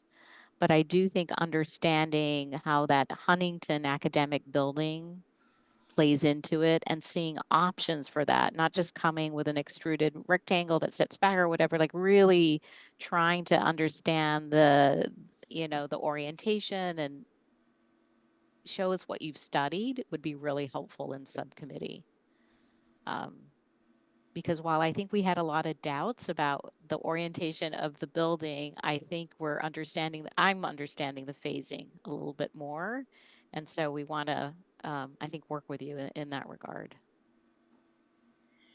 Mimi, if I could just add something quick, going back to something that Kyra said earlier, I think with our ambitions to get projects approved in a more condensed number of meetings, I think it kind of is imperative that the team comes back to us with as much information as possible so that we can have a deep discussion. It's a very complex project, and Shauna's pleased that we be able to walk around either through a 3D model or something else. I think is really important.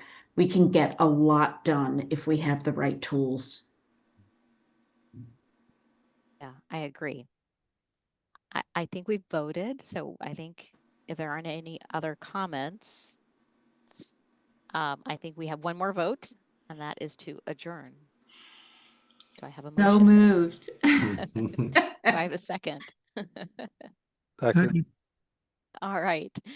So I'll call on each commissioner to adjourn. Linda. Yes. Easley, David Nagahiro. Yes. Catherine Morris. Yes. David Manfredi. Yes. Laura Solano. Yes. Jonathan Garland. Yes. Shauna Gillis-Smith. Yes. Myself, yes. Very happy to adjourn. Thank you all. I didn't think it was going to be a late evening, but it was a great conversation, and I hope we gave you enough feedback. Absolutely. Thanks so much for your time. Thank All you. right. Thanks. Thank Bye, you. everybody. you. Bye now. Thanks, everybody. Good night.